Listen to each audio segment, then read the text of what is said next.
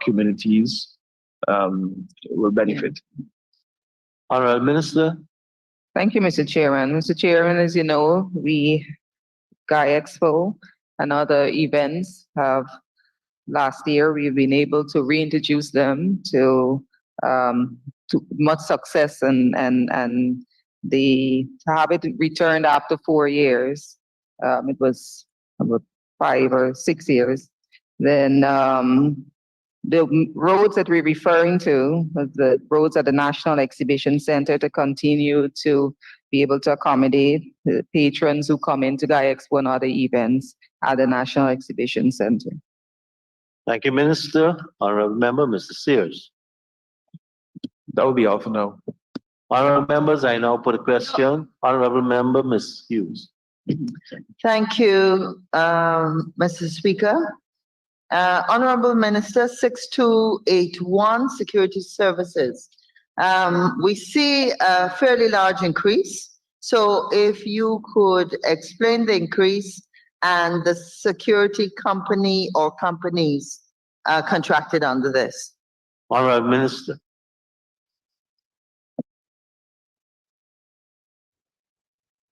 Increase. Thank you, Honorable Member. The increase is as a result of the actual rates of the security services being increased, and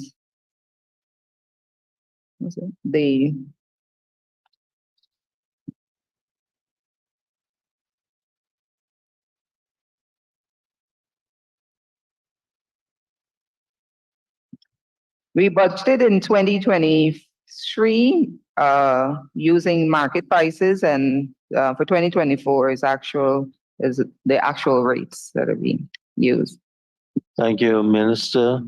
Honorable Member, Ms. Hughes. And the security company or companies providing the service? Nels Global Security Service. Thank you, Minister. Honorable Member, Ms. Hughes. Thank you. Honorable Minister, 6302. Training, including scholarships. We see almost a 100% increase. Support training, but just curious if you could explain what areas of training and who are the recipients? Honorable Minister.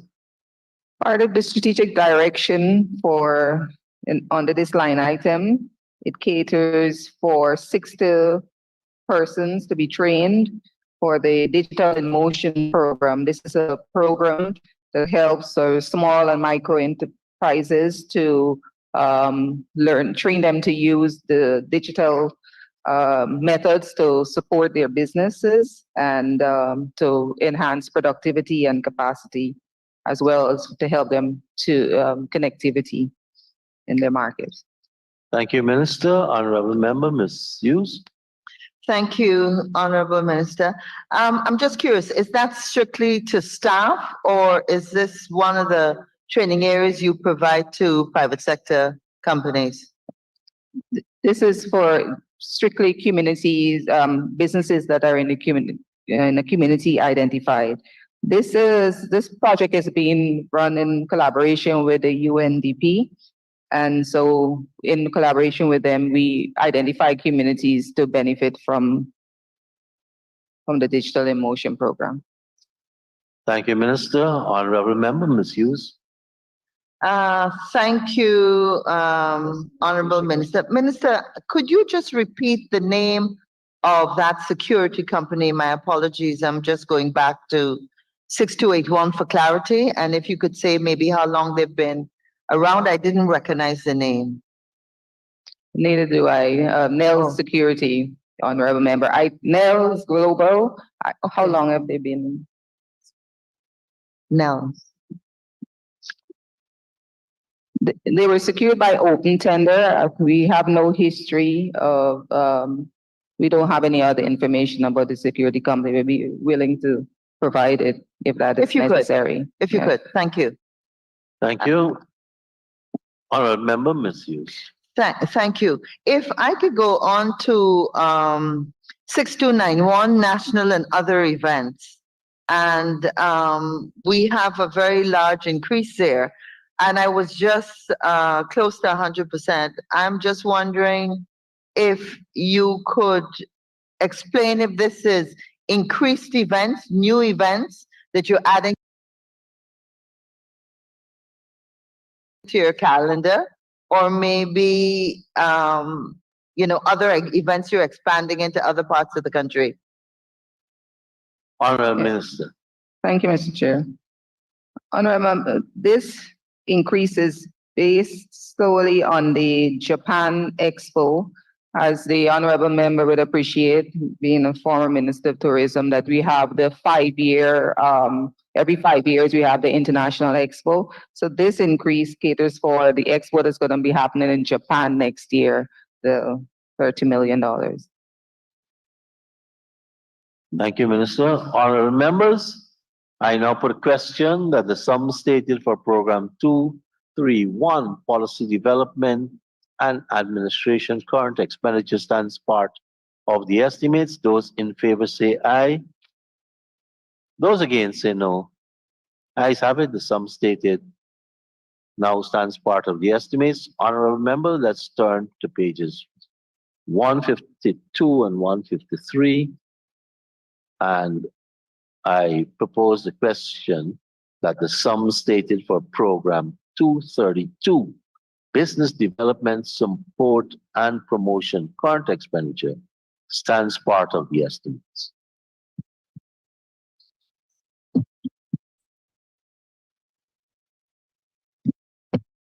Honorable Member Misuse.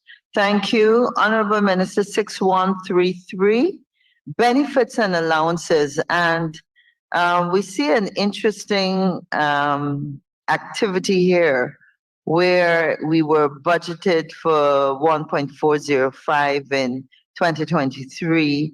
And of course, that was revised. But this year we go down to 710, although we haven't had a 50% decrease in your staff. I see your staff move from 18 to 13. So I don't know if you could explain that. It is benefits and allowances. So we're just wondering if any staff have lost out in that area. Honorable Minister.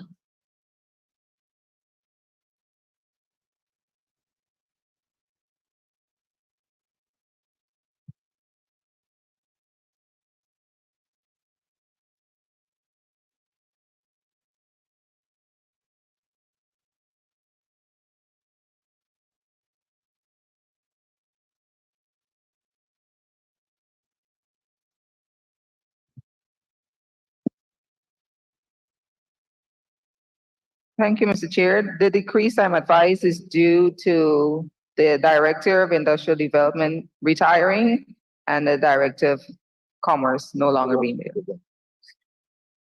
Thank you, Minister. Honorable Member Misuse. Thank you. Security services under this heading again, 6281. Very similar kind of situation, moving from 39032 to 67799. Is it a similar situation? And again, the name of the security company or companies? Honorable Minister. Thank you, Mr. Chair.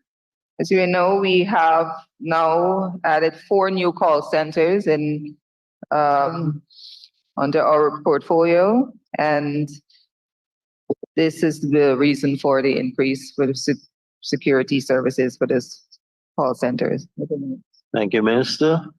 The security service is RK Security. Thank you, Minister. Honorable Member. It was publicly tendered. They're all public. Honorable Member, Mr. Hemraj.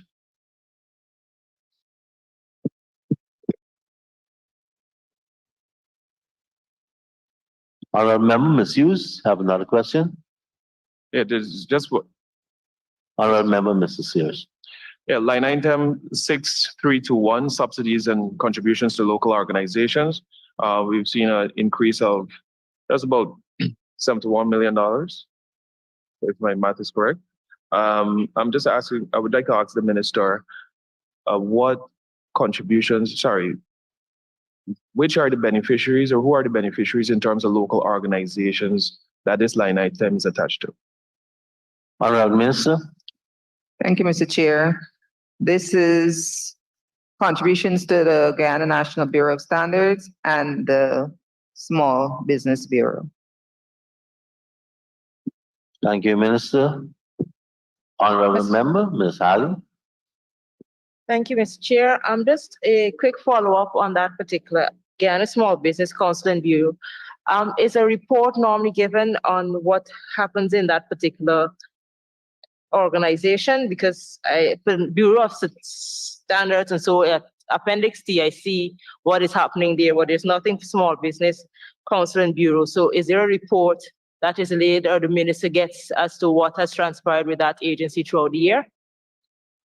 Honorable Minister.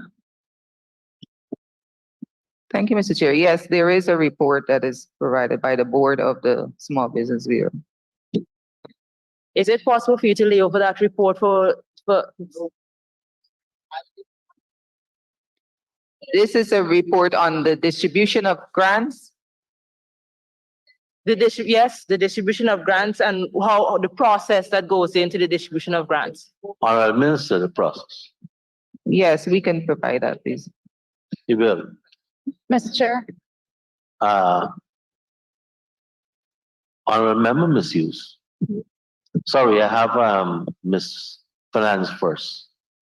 Yes. Thank you, sir. It's just a follow-up on the very same line item to deal with the subsidies and contributions to local organization. I did note that the minister stated the National Bureau of Standards and the Guyana Small Business Council and Bureau. But according to if we turn to page 471, we will see a long list of others coming under that very heading, not just those two. For example, Help and Shelter, Legal Aid Clinic, and so forth.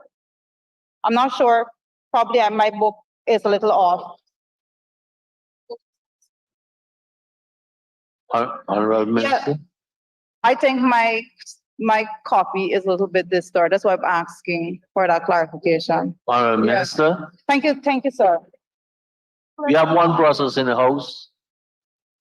MP to Speaker, Speaker to Minister, Minister to Speaker. Yeah, Go ahead. sir. Yeah. I think my Don't worry, copy is chit-chat. distorted. That's why I was asking Yeah. for some clarity. So I definitely need to change what I'm looking at. Thank Good, you. take care. Gotcha. Please, I thank everyone for the assistance in answering some queries, but let us keep it a bit formal. Honorable Member, Ms. Hughes. Thank you, Honorable Minister. I'm wondering if on the policy side, if we could get an update on the current status of the Lethem industrial area and that whole project that was going on there. Honorable Minister.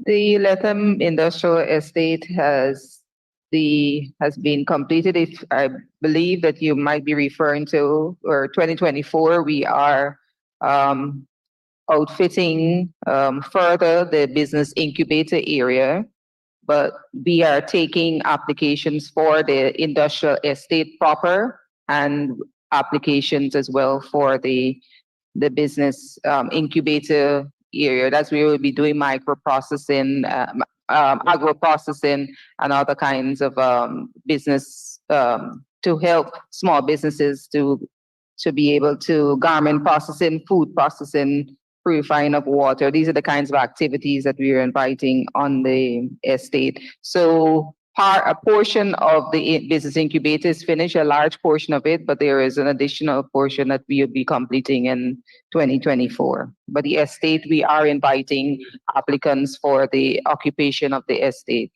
So. Thank you, Minister. Honorable members, I now put a question that the sum stated for program 232, business development, support and promotion, current expenditure. Stands part of the estimates. Those in favor say aye. Those against say no. Ayes have it. The sum stated now stands part of the estimates. Honorable members, let us turn to pages 154 and 155. And I propose the question that the sum stated for program 233, consumer protection current expenditure, stands part of the estimates. Honorable members, I now put a question that the sum stated for program 233, consumer protection current expenditure, stands part of the estimates. Those in favor say aye. Those against say no. I'll go back. Yes, Ms. Halley. Thank you, sir. Just one quick question. 6321, the Guyana Consumers Association. In 2023, 500,000 was budgeted, nothing was paid out, and it's being budgeted again. Can the minister state what is the issue with the Guyana Consumers Association? Honorable Minister.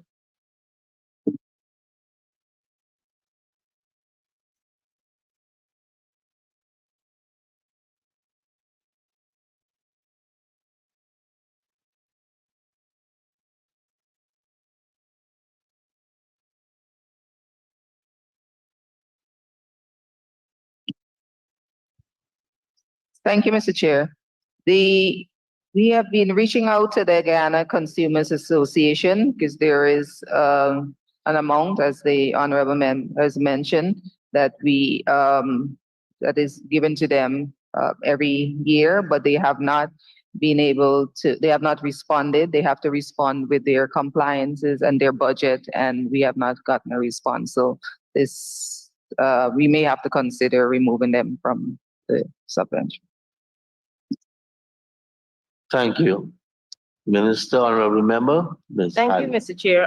That same line item, 6321, the Guyana Real Estate Agents Authority, I see that there is a budgeted amount. I'm just inquiring as to what systems are being put in place, since real estate seems to be the going thing, by the ministry to assist the agents in upping their game in terms of real estate this year. What support is being put in place by the ministry, minus just the funding?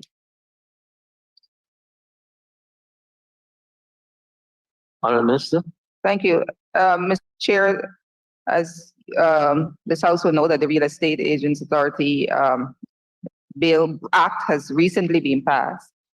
Just 2 weeks ago, the board has been constituted, and so everything that it relates, the Ministry of Tourism, Industry and Commerce supervises. The minister is the one that oversees this authority. The chairman, the authority will meet and they will identify a chairman and they will identify the procedure in which they operate. And the Minister of Tourism, Industry and Commerce has oversight over this board, but there will be a board that will inform how they move forward. Thanks, Minister. Thank you, Mr. Chair. Go ahead. Can the honourable minister say whether the board has been constituted, if the members of the board are now in the process of filling those positions? Honorable Minister. Thank you, Mr. Chair. The board has been constituted as of about 2 weeks ago. Is it possible for the minister to state the individuals, or can they be the individuals who are on that board? But the board, Mr. Speaker, this is a matter of public record. It's been published in the Gazette, but I do not know the names of the persons offhand, but the Act provides for the members, for bodies to be represented. Understood. And so those are. Would you be able to? Okay, I guess I can get it from the Gazette. Yeah. Thanks, Minister. Honorable Member, Ms. Halley. One on the Competition and Consumer Affairs Commission, that's the 6321. Would the minister be able to state how many complaints they received this year and the responses last year, I guess? Honorable Minister. And how many were amicably resolved?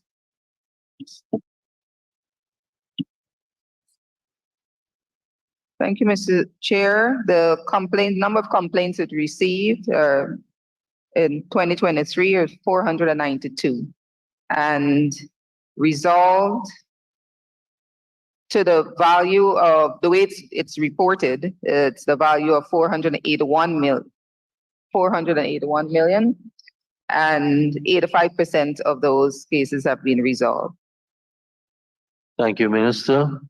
Honorable members, I now put a question that the sum stated for program 233 Consumer Protection current expenditure stands part of the estimates. Those in favor say aye. Those against say no. Ayes have it. Sum stated now stands part of the estimates. Honorable members, let us turn to pages 156 and 157.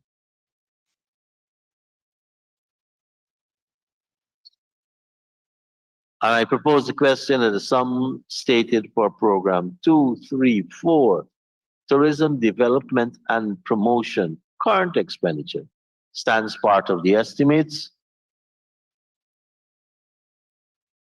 Honorable member, Ms. Hughes. Thank you. 6291, national and other events. Again, we have an increase, and if you could just explain if what's responsible for the increase. Honorable Minister. Thank you, Mr. Chair. This, once again, the increase relates to the Guyana's participation of the Japan Tourism Expo that is slated for 2025. Thank you, Minister. Honorable member, Ms. Hughes. Honorable Minister, where do you put your other local events? Honorable Minister. 6291, the same line item has local events are also Okay, so provided for. could you disaggregate and just give me an idea of what the figure for your local vis-a-vis the international? Okay. Honorable Minister. Mr. Chair, the support for events such as the Guyana Energy Conference, Mashamani, School Talks, that's at Berbice High School, Linden Foundation, Clash of the Titans, and other events. Support for events in Q2, that's the Korean International Martial Arts, Maracaibo Off-Road Safari, T20, Rodeo, Golf Academy, the Inter-Schools Kayaking Competition that is conducted in Region 10, Kids Cooking Academy, and others. There's the Rupununi Music and Arts Festival, Berbice Expo, Gaia Expo, Building Expo, Agri Investment Forum and Expo, Seaboard Marine Race of Champions, CPL Cricket, South of Rupununi Safari, Guyana Restaurant Week, Rupununi Expo. Thank you, Minister. Honorable member. Christmas Village, sorry, please. Sorry, go ahead. Mr. Chair, not finished. I'd Guyana actually asked just for to disaggregate the local as vis-a-vis the international. So two totals would be suffice. Honorable Minister. The local, Mr. Chair, 70,990,000.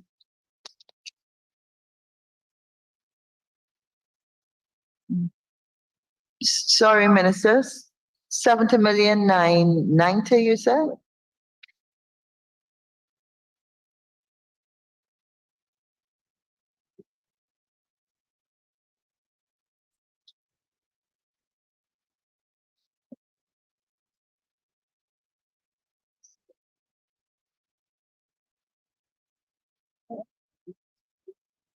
For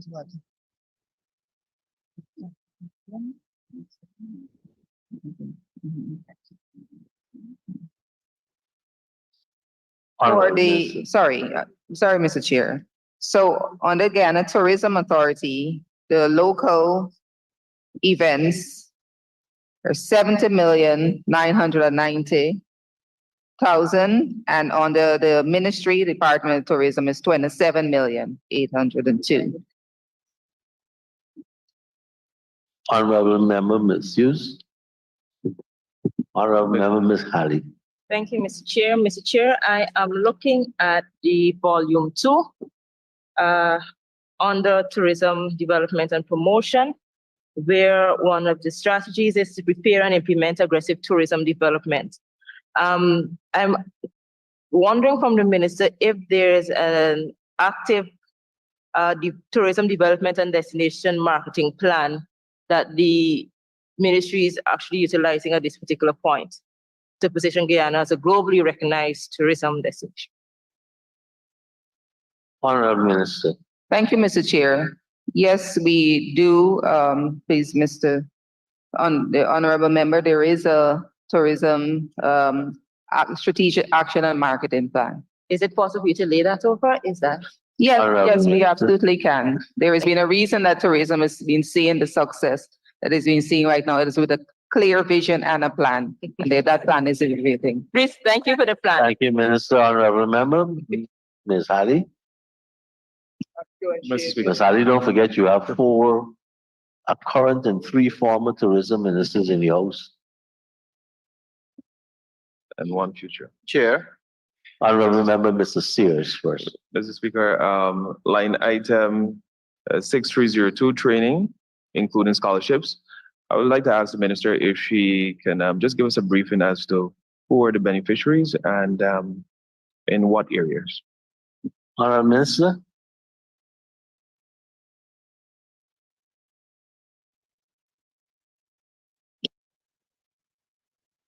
This caters for the training through the Department of Tourism, the hosting of regional workshop with the Regional Tourism Council. I believe the honorable member is the chair of one of those councils, Region 10, will be benefiting from this. Training in the budget and financial report for 5 staff, training of the trainers in the regional committees as well and stakeholders in budget preparation. In all 10 regions and hosting of workshops to gather information for the development of community-based tourism handbooks. Thank you, Minister. Honorable Member Mr. Mahipal. thank you, sir. Sir, on the rental of buildings, maintenance of buildings, maintenance. Sir, does this sum cater for the maintenance of the Arthur Chung Conference Center?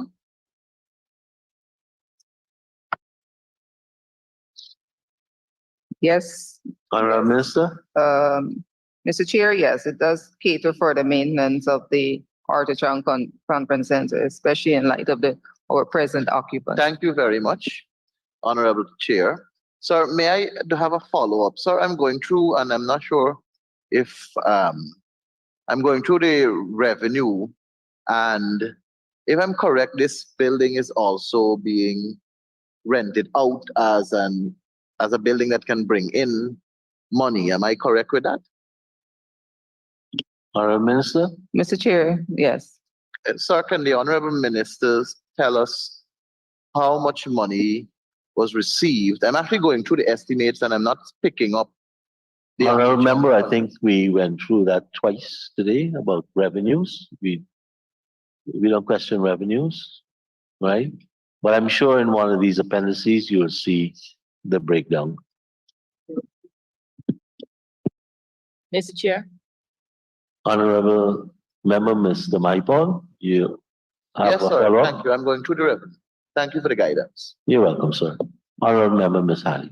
Thank you, Mr. Chair. Back in volume 2 again, there is a indicator for number of visitors arrival in 2024. Would the honorable minister be able to disaggregate, not necessarily now, but lay over disaggregation as to where visitors are coming from and where they're going once they get here, if that is possible? Honorable Minister. That's a late over, not necessary to go through it because it's a large number. Yes, we do have our main markets, which is the United States, Canada, Europe, the Caribbean, Latin America, and other, which is not stated. But I can lay over the most of the time there's Region 9 and the Essequibo circuit are the main areas that they visit. But we can lay this open. So. Thank you, Minister. Honorable members? Honorable member, Mr. Figueroa. Thank you, Madam Chair. 6303 training. Would this training that you would be offering cater for the uniqueness each region offers as a tourism piece for the preparation of a pamphlet or magazine that could help promote tourism holistically, but also provide individual regions of the tourism product that each region offers across the country? Honorable Minister. Mr. Chair, I believe the honorable member is referring to the regional tourism travel guide, and we are developing it for each region. As you can see, this is specific to Region 10, and yes, indeed, it highlights the attractions for that region as well. And for each, we are doing 7 this year. Last year we did a region 2. I probably should have those guides. This is the Region 2 guide. So it's specific Cinderella County. It's specific to Region 2 and all the attractions and tours and experiences we have built out in Region 2. And we'll be doing that for each and every region every year. Thank you, Minister. Thank you. Honorable member, Mr. Sears. Mr. Speaker, not specific to a line item, but just if you may indulge me, I would like to ask the minister if any subvention is being catered for the regional committees, the regional tourism committees across Guyana. Honorable Minister. Mr. Chair, the idea is for the regional tourism committees to ultimately be independent and to drive, if tourism is mostly, we would like to see it to be driven by the private sector. Government, we're giving at the Ministry of Tourism the support that is needed for the tourism committees to ultimately be able to sustain themselves and to drive. Most of the members are private sector already engaged in some tourism service and tour guides. We do initially, we do have a $6 million allotment for regional tourism development. Thank you. Honorable member, Ms. Hughes. Honorable Minister, I know in the budget speech and of course in this process over the last 2 weeks, we are aware of, I think it's more than 6 new hotels coming on stream. And of course, we think it's a great thing. Yes, it's this year. And so I wanted to know what specific plans the ministry is putting in place to assist the private sector and these investors in bringing, of course, the necessary training, having our local people trained to fill those positions. And this ties into your performance statements and your strategies in terms of the second one, support businesses that are involved in new processes and products in the sector. So just an idea of what you're planning for this year to assist. Honorable Minister. So we have the Hospitality Institute that is currently under the Ministry of Education. That contract has been signed, and that the institute is about to I believe the Minister of Education will be able to speak more to that. But we are about to start the consultancy for the build out of that institute. The Ministry of Tourism will be supporting the curriculum development for the institute. In the meanwhile, we continue to train several throughout the regions. We have trained about 1,200 persons in safety, cuisine management, hotel management, and we continue to do that throughout all of the regions. Thanks, Minister. Honorable Member, Ms. Hughes.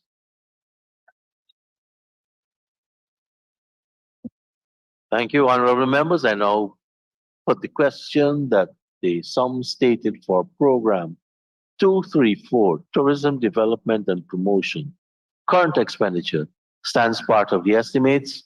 Those in favor say aye. Those against say no. Ayes have it. Sum stated now stands part of the estimates. Let us turn to page 501.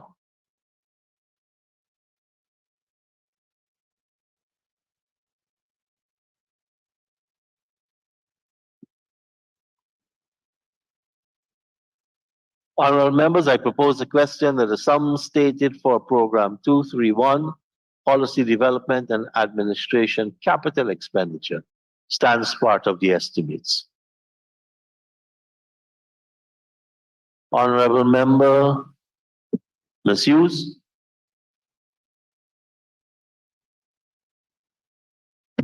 Thank you, Mr. Speaker. Under, this will be line item 1214700, buildings, provision for upgrading of facilities. And I know they say it's a parking lot and bridge. Can you say where this is located? Honorable Minister. This is the bridge at the National Exhibition Center, Mr. Chair. Thank you, Minister. Honorable member, Ms. Hughes. And just clarification, the parking lot is at the same location? Same location, Okay. almost 4,000 square meters. Thank you, Minister. Honorable member, Ms. Hughes.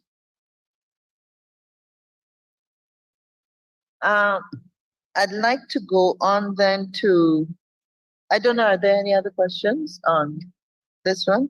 Okay. Mr. Speaker, I wanted to go on if there are no other questions to business development, support and promotion. Okay, before I allow you to go on, I'll have to put the question that, and I so put, that for program 231, policy development and administration capital expenditure, that the sum stated herein stands part of the estimates. Those in favor say aye. Those against say no. Ayes have it. Sum stated now stands part of the estimates. Honorable members, let us go to program 232, business development support and promotion, capital expenditure. And I propose the question that the sum stated herein stands part of the estimates. Honorable member, Ms. Hughes. Thank you. Honorable Minister, 4403-100, National Quality Infrastructure. And I know they refer to lab facilities. So I'm wondering, I'm wondering if you could give us an update on this project, the status of the project, and a little more information on the lab facilities. Honorable Minister.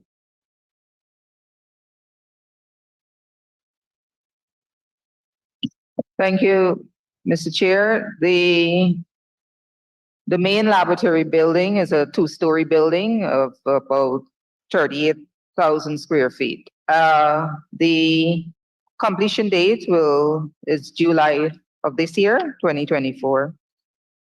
The contract duration has been for 80 months and we are on target. Thank you, Minister. Honorable member, Ms. Hughes. And where exactly? Minister. Is it two-story? This building is in the National Exhibition Center where the Guyana National Birds is also situated. Thank you, Minister. Honorable member, Ms. Hughes.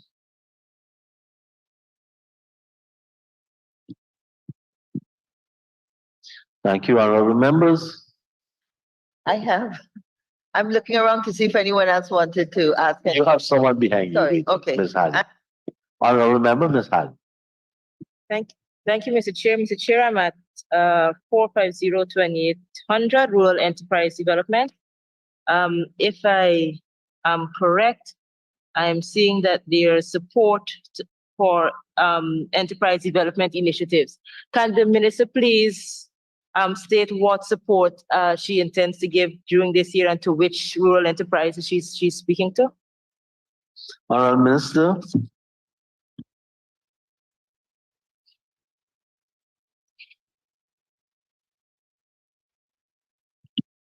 The rural enterprise development, we're the 2 call centers in Region 5, which we are expected to create an additional 800 jobs.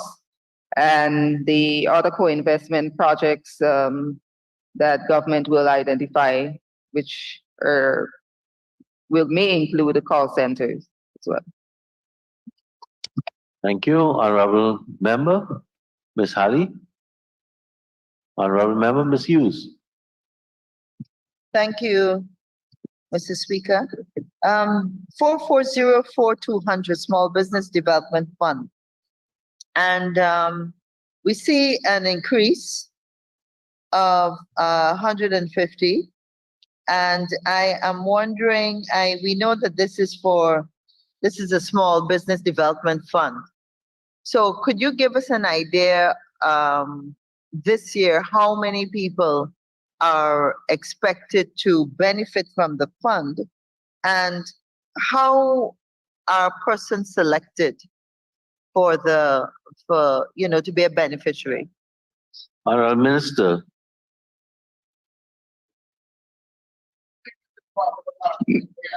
Mr.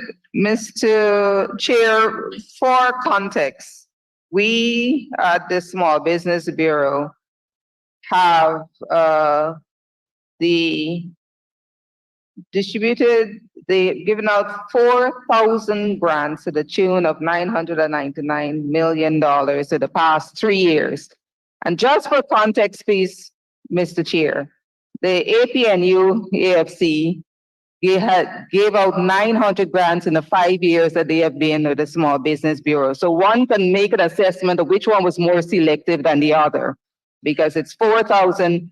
These grants are open to all tiny and small and micro enterprises that wish to apply to all regions. Thank you, Minister.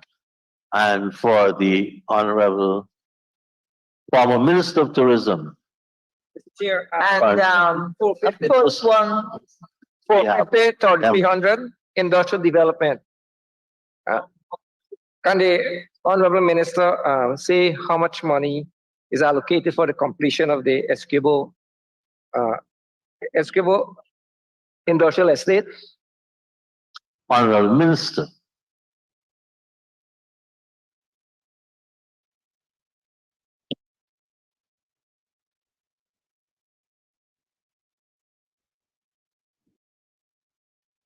One minute, please, Mr. Chair. Yes. On the remaining industrial development works, 835 million have been allocated for the continued development of this 52 acres of land for the purposes of industrial development in that area. Thank you, Minister. Could the Honorable Minister say when this project is expected to be completed? Honorable Minister.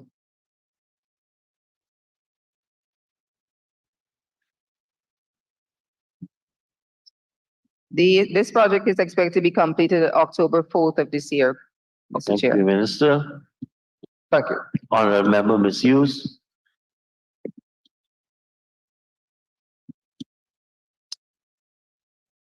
Honorable Minister, could we ask that the list of all the recipients of the fund be laid over? Thank you. Honorable Minister. Mr. Chair, just for clarity, what fund are we referring to? Recipients of the fund? Honorable Member, Ms. Hughes, clarification. Sure. 4404200 Small Business Development Fund.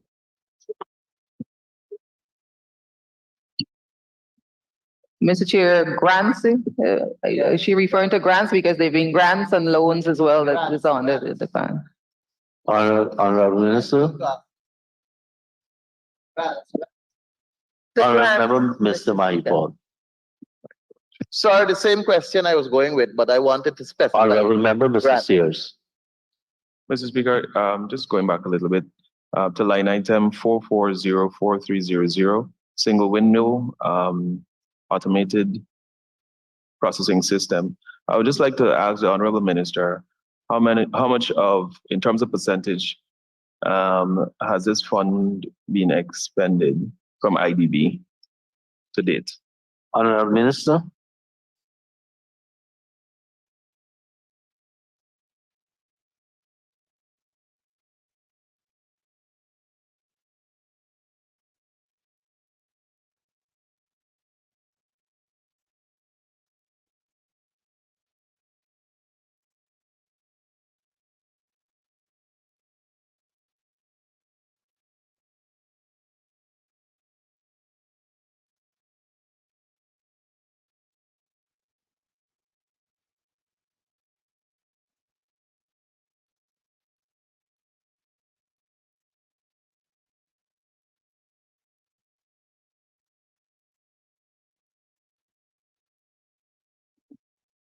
Mr. Chair, I'm advised 40% of the 6 million US has been expended. Thank you, Minister. Honorable members. Mr. Aye. Speaker. Honorable member, Mr. Mahi. Thanks, sir. Sir, forgive me, but I didn't hear the response the Honorable Minister gave towards the request for the layoff of the list of the recipients of the grants. Honorable Minister. Mr. Chair, I am faced with the difficulty of releasing people's personal information. This will be their names, but I can release the by region, the number of recipients for each region, every single region. I do not know that I can,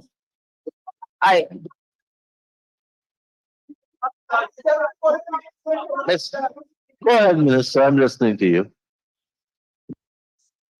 Mr. Chair, we have had complaints, concerns from recipients of our grants that they are targeted when their names are released of their businesses, the names of their businesses and their location of their businesses that they're targeted. I do not know that that they will be comfortable with their names being released, but we are willing, sir, to release by region all of the persons and the sectors under which the businesses represent, whether it's agriculture, barber, I'll be able to release that kind of information. But to release people's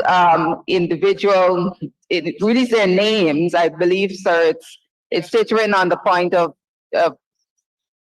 yeah. Thank you very much, Minister. So, Minister will release by region and sectors in each region, number of persons who have received these grants. Honorable member, Mr. Maipod. Thank you, sir. Sir, would the minister be kind enough to tell us the specific criteria that was used to disburse these grants? Thank you, honorable member. Minister. Mr. Chair, the Small Business Bureau is the Small Business Bureau, the criteria for registered is under the Small Business Act.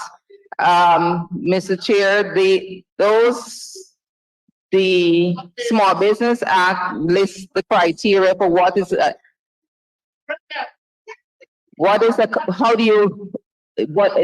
classification of a small business, and the fact that you have to be registered with the Small Business Bureau, that you have to have a certain size and a certain capital. So that is the criteria that is governed by the Small Business Act. We have not made this up there. Please, Mr. Chair. The other criteria is that the persons have to be registered, have to be NIS compliant and GRA compliant. That is it, please, Mr. Chair. Thank you, Minister. Honorable member, Mr. Mahipal. Honorable member, Mr. Sears. Mr. Speaker, line item 450-330, industrial development. I would like to ask the Honorable Minister. Honorable members, I'm trying to hear the honorable member, Yes. Mr. Sears. I would like to ask the Honorable Minister, We've observed that this project received a reasonable allocated sum in 2023. And of course, that was passed. And we're in 2024. I do understand that this project is an ongoing project with relations to the industrial estates in Essequibo and Linden. What percentage is this project at in Essequibo and in Linden? And when is this project scheduled to be completed? This is in relation to industrial estates. Honorable Minister.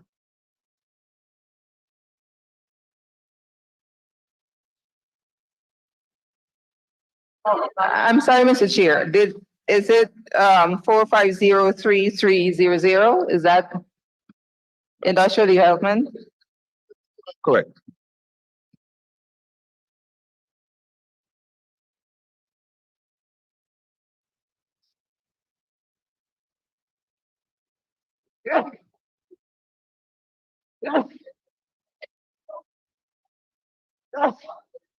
Sahara dust.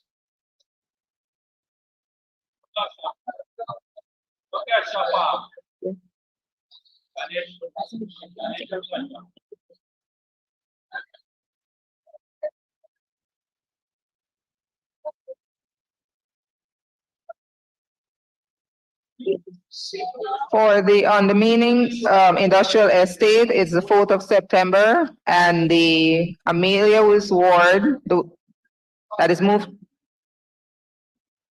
to York. What is the date of completion? That land is now being cleared, so we expect by the end of the year we should have Thank you, advanced Minister. the works. Just a quick follow-up Go ahead, question Joe. with regards to Honorable MP. the industrial estate at Linden. Is there any other challenges other than its location right now? If the minister may shed some light. Honorable Minister. Yes, Mr. Chair, we have had to move because of the discovery of the lands that we were using at the Amelia's ward to have been found to have substantial bauxite deposits, that we've decided to move the industrial estate to a location that is more conducive. Thank you, Minister. Just one other question.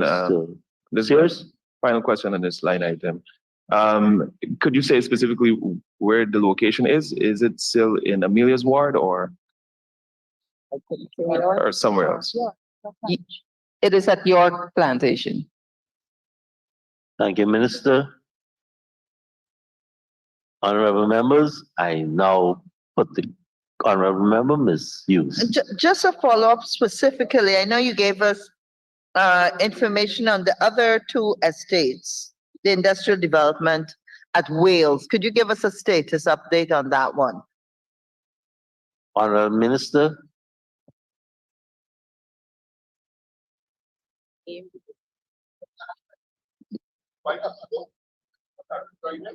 The aim of the industrial development at Wales is to increase the level of value added activities in the Wales development, and that in the Wales development zone.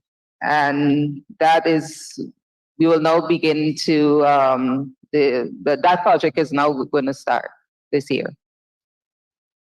Thank you, Minister.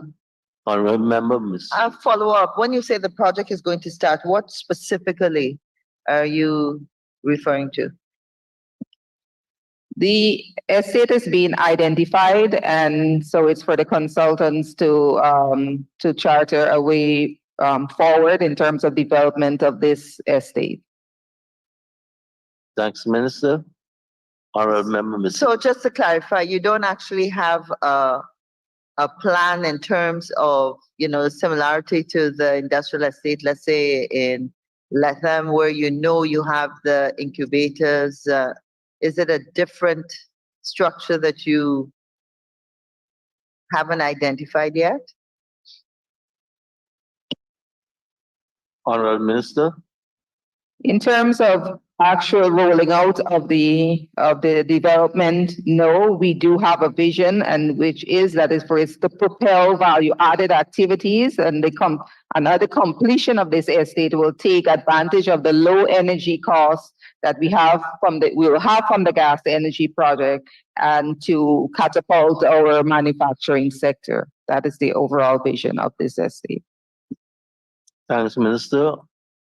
Honorable members, I now put a question that the sum stated for program 232, business development support and promotion, capital expenditure stands part of the estimates. Those in favor say aye. Those against say no. The ayes have it. The sum now stands part of the estimates.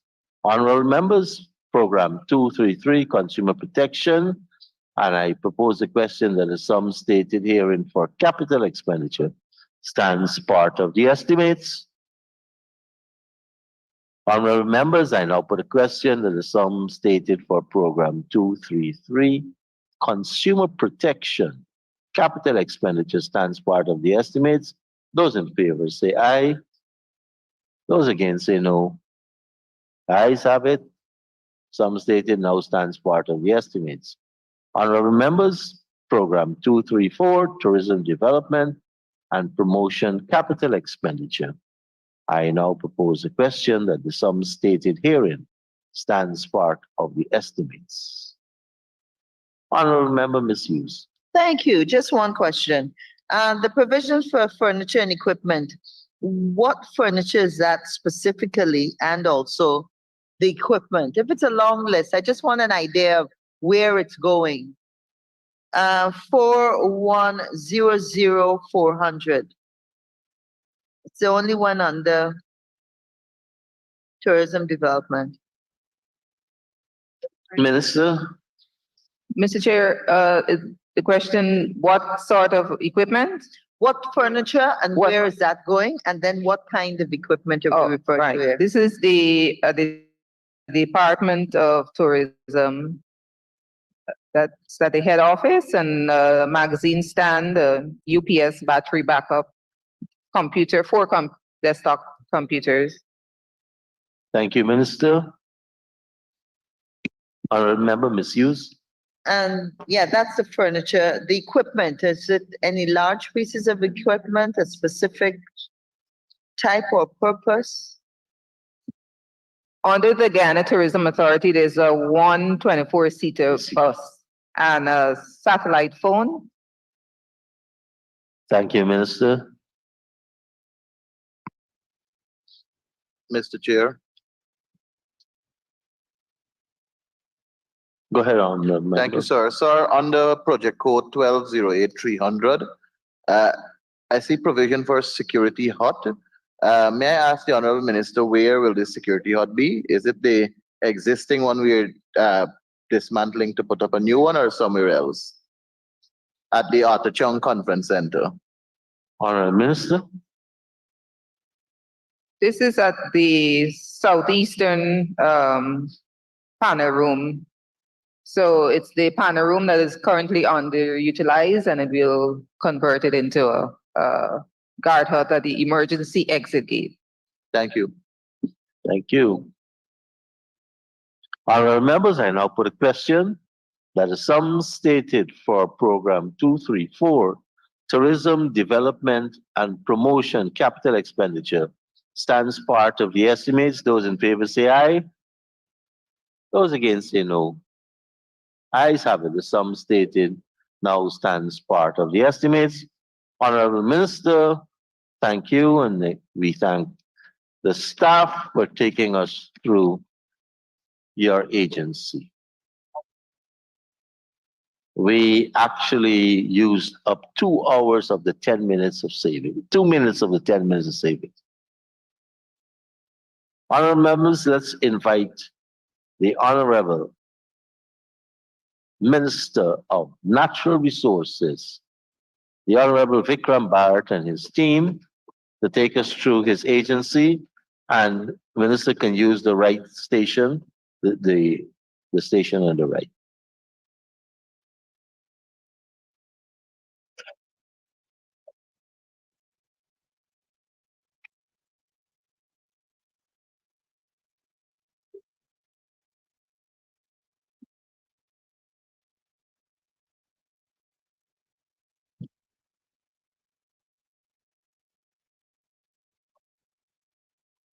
Honorable members, as the team gets in place, let me invite you to turn to pages 162 and 163.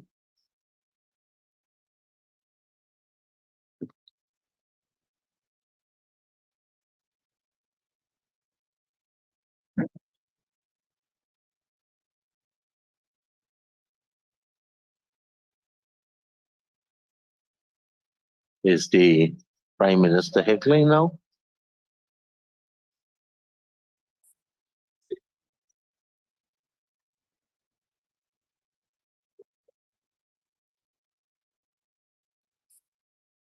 Honorable members,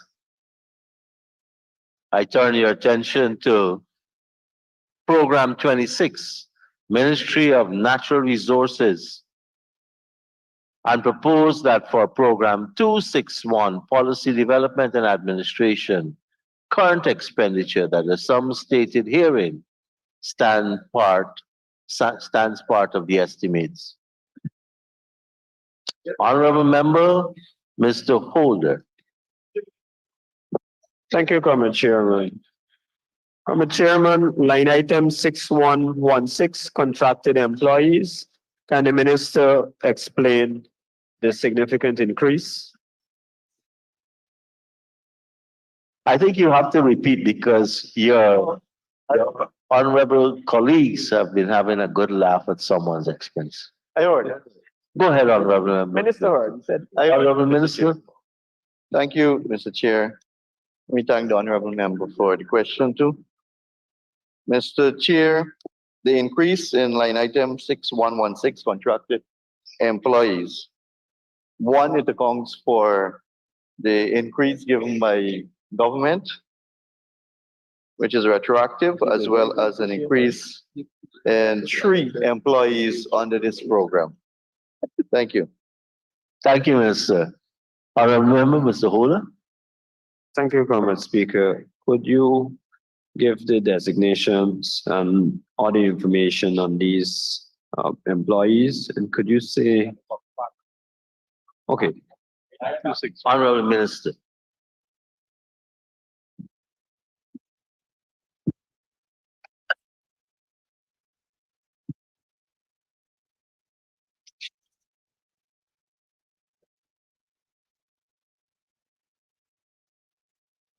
Mr. Chair, the 3 new members of staff designation, Principal Assistant Secretary Finance, a procurement officer, as well as a biodiversity specialist.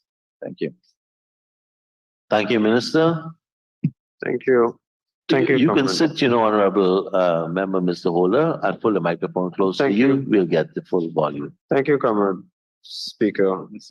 Comrade Speaker, line item 6284, order. There's an increase from the revised sum of 41,225,000 to 56,280,000. Could the minister explain that increase? Mr. Chair, Honorable Minister. thank you, Mr. Chair. Mr. Chair, 6284 order. Beneficial ownership consultancy for the creation of the beneficial ownership register, 20 million. I'll give you the breakdown as well to honorable member. The consultancy for the systematic feasibility, 14 million. That is to ensure we have systematic disclosure based on EITI standards. The Youth and Natural Resources Program, $8 million. Legal Advisory Services, EITI Secretariat, 10. And advertisement brochures, $4 million. Counting for the total of $56 million. Thank you, Minister. Honorable Member, Mr. Holder. Thank you, Comrade Chair. Can the minister lay over the information? Honorable Minister. Mr. Chair, I'm not clear. Could you lay over the information, the breakdown, the complete breakdown, so I can go through it? But wasn't that the complete breakdown, Minister? That is the complete breakdown. I can repeat it for the honorable member. Okay, could you, Once he says it here, it's now part of the permanent records and will be in the minutes and the transcript and the handsides. I'm guided, Comrade. Thank you. Comrade Speaker. Go ahead, Honorable Member, Mr. Holder. Line item 6302, training. Could the minister explain the number of persons that are being trained and in what areas?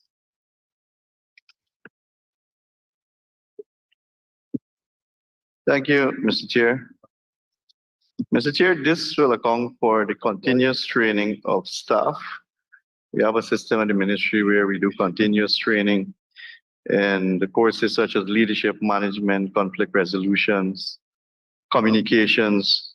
So it will account for training in those areas for all members of staff under this program. Thank you. Ms. Ramsrud?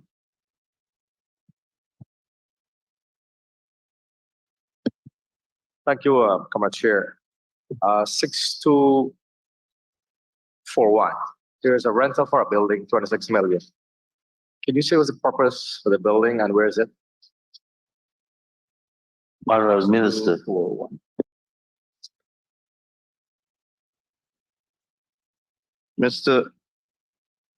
Mr. Chair, the rental of this building is for our annex building located at 55 Main Street. This is the building that houses the GYEITI Secretariat, as well as the Compliance Department of the Ministry of Natural Resources. Thank you. Thank you, Minister. Thank you, Go ahead, Honorable Member. Can the Honorable Minister, 6284, in 2023, we had a budget for 404,132,000. And in 2024, it was actually 710 million. No, I think this is, Mr. Chair, I think it's the wrong program. This is program. For the capital. This is 261. 261. You Sorry, recorded sorry. 261. Current, we are current. Thank you. Thank you. Honorable Members, I now put a question that is some stated for Program 261, Policy Development and Administration Current Expenditure. Stands part of the estimates. Those in favor say aye. Those against say no. Ayes have it. The sum stated now stands part of the estimates. Honorable Members, let's turn to pages 164 and 165. And I propose the question that the sum stated for Program 262, Natural Resource Management, current expenditure stands part of the estimates. The Honorable Member, Mr. Holder. Thank you, Comrade Chair. Comrade Chair, can the minister explain the decrease in the sum for line item 6116, contracted employees? I noticed that the employment moved from 32 to 33, but we have a decrease rather than an increase. Honorable Minister. Thank you, Mr. Chair. Mr. Chair, there's a slight decrease in the allocation from 2023 to 2024, mainly because of leavers and joiners. We had 4 leavers in 2023 and 3 joiners.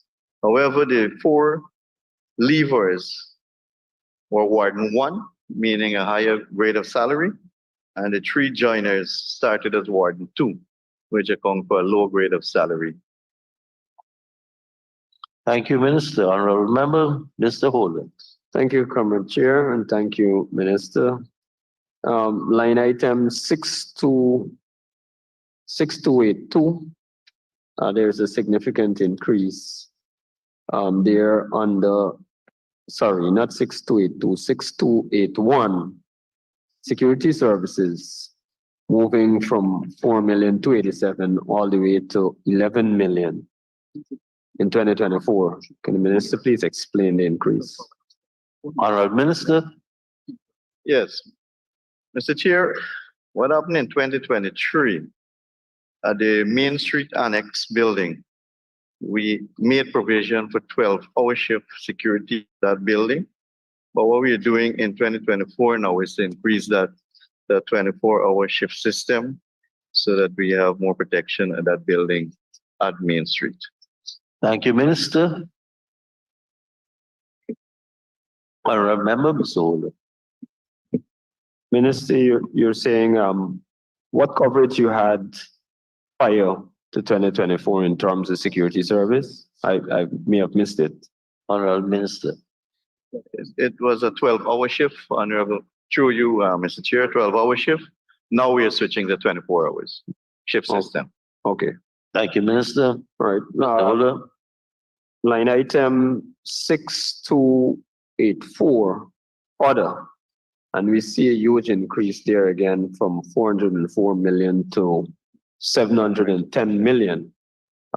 Minister, in this allocation, is there any sum for the mineral mapping survey, which you spoke about in your budget speech? Honorable Minister. Mr. Chair, the direct answer to the question is yes, but if I may be able to allow to explain for them so that the honorable member in the House and the people of Guyana can truly understand the reason behind the increase in allocation of $305 million for this program.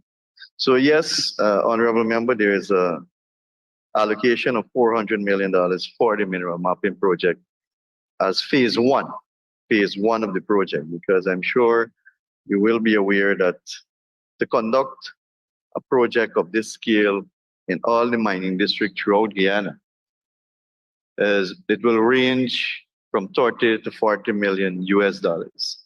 And I think this was one of the hindrance as to why a new mineral inventory or mapping was not done for maybe over 40 years now. It is badly needed, and it is part of our commitment in the Low Carbon Development Strategy 2030. What it will seek to do is to assist us in the allocation in a more informed way of allocating claims and mining blocks that have evidence of mineralization, rather than to award blocks or claims that we have limited or no data on, or the data are outdated or old, thereby reducing significantly deforestation. And we have committed as a country to keeping our deforestation rate at a very minimum to where it is today, 0.036%. So this project will assist in keeping our deforestation rate low, in the put us in an informed position in the awarding of blocks and claims to miners. And also, it will reduce the cost of prospecting or exploration, especially to the small and medium scale miners in Guyana. And as we know too, that medium and small scale mining in Guyana is done only by Guyanese miners and no foreign company.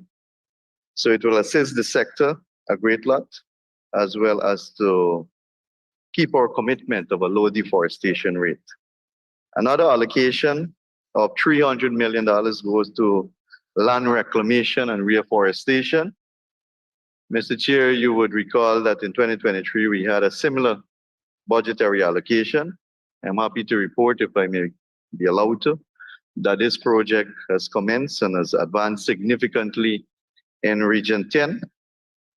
It was an area of almost 60 acres identified for restoration, reclamation, reforestation. That project has advanced significantly, employing over 100 persons in Region 10 and about 3 to 4 permanent staff working with that project. This allocation is for a continuation of the project, but not in the same region. We are now targeting Region 8 and Region 1, especially around the Madja area, where there is significant mine-out areas close to the township, and also in the Matthews Ridge area, where there is significant mine-out areas. Mr. Speaker, this will help significantly to boost our capacity as a green country, our forest coverage, and in the long term, add more carbon credits to our already verified credits by R3s.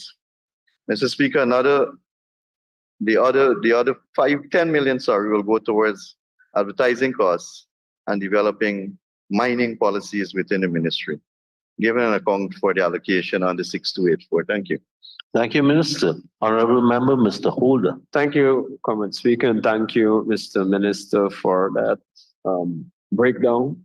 Can the Minister say which specific areas this first phase of mineral mapping or the 400 million allocation will cover? What's the time frame or the expected completion time?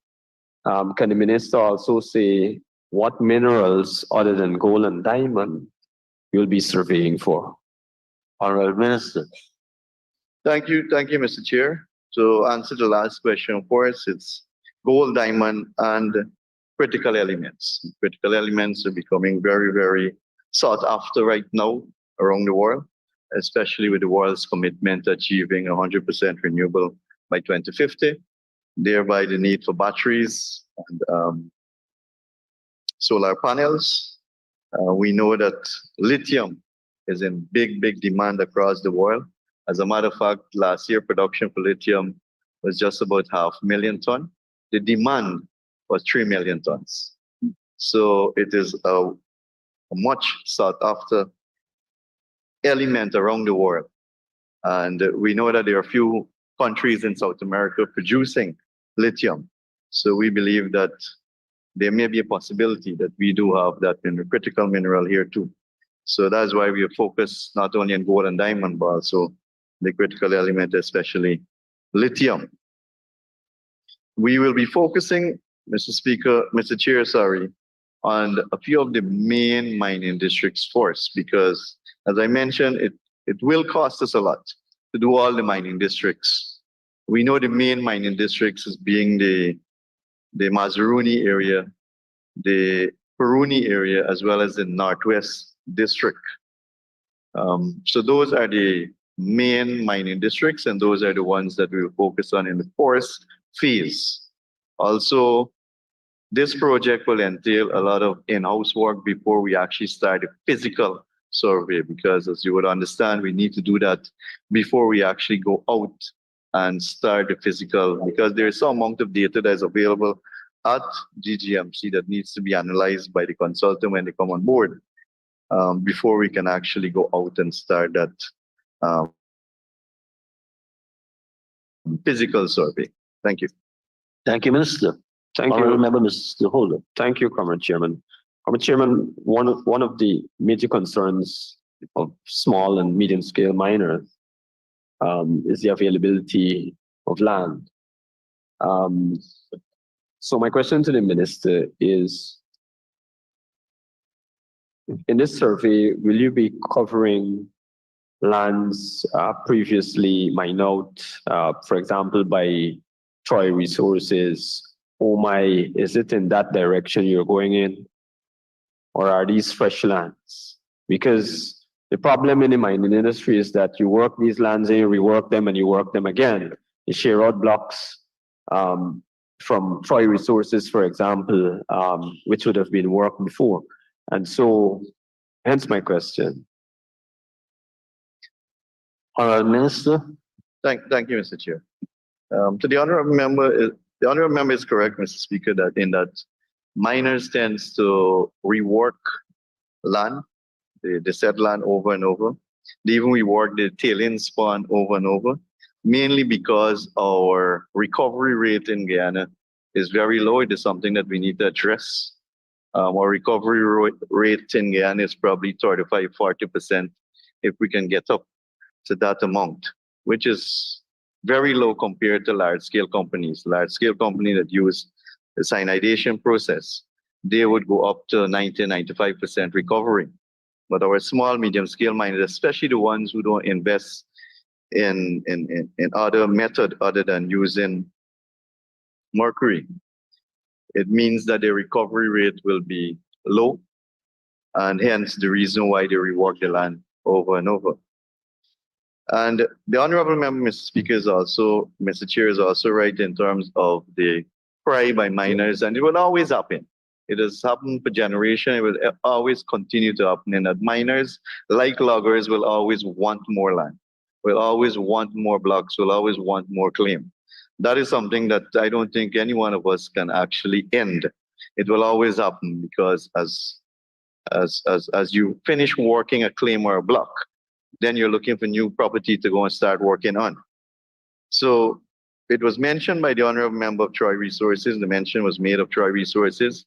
I'm happy that you mentioned it because that is one way we are seeking to address the cry for land by small miners, especially not the medium scale, but by small miners to access their own land to work. Because in the past, and again, this has happened long before all of us, in that small miners were used to do, I term it prospecting on the medium scale landowner's property, in that they're given permission to work on a property, and as soon as they find some sign of mineralization or gold, they're put off the land because there is never a proper formal agreement between the landowner and the small miner, mainly because of the terrain they operate in.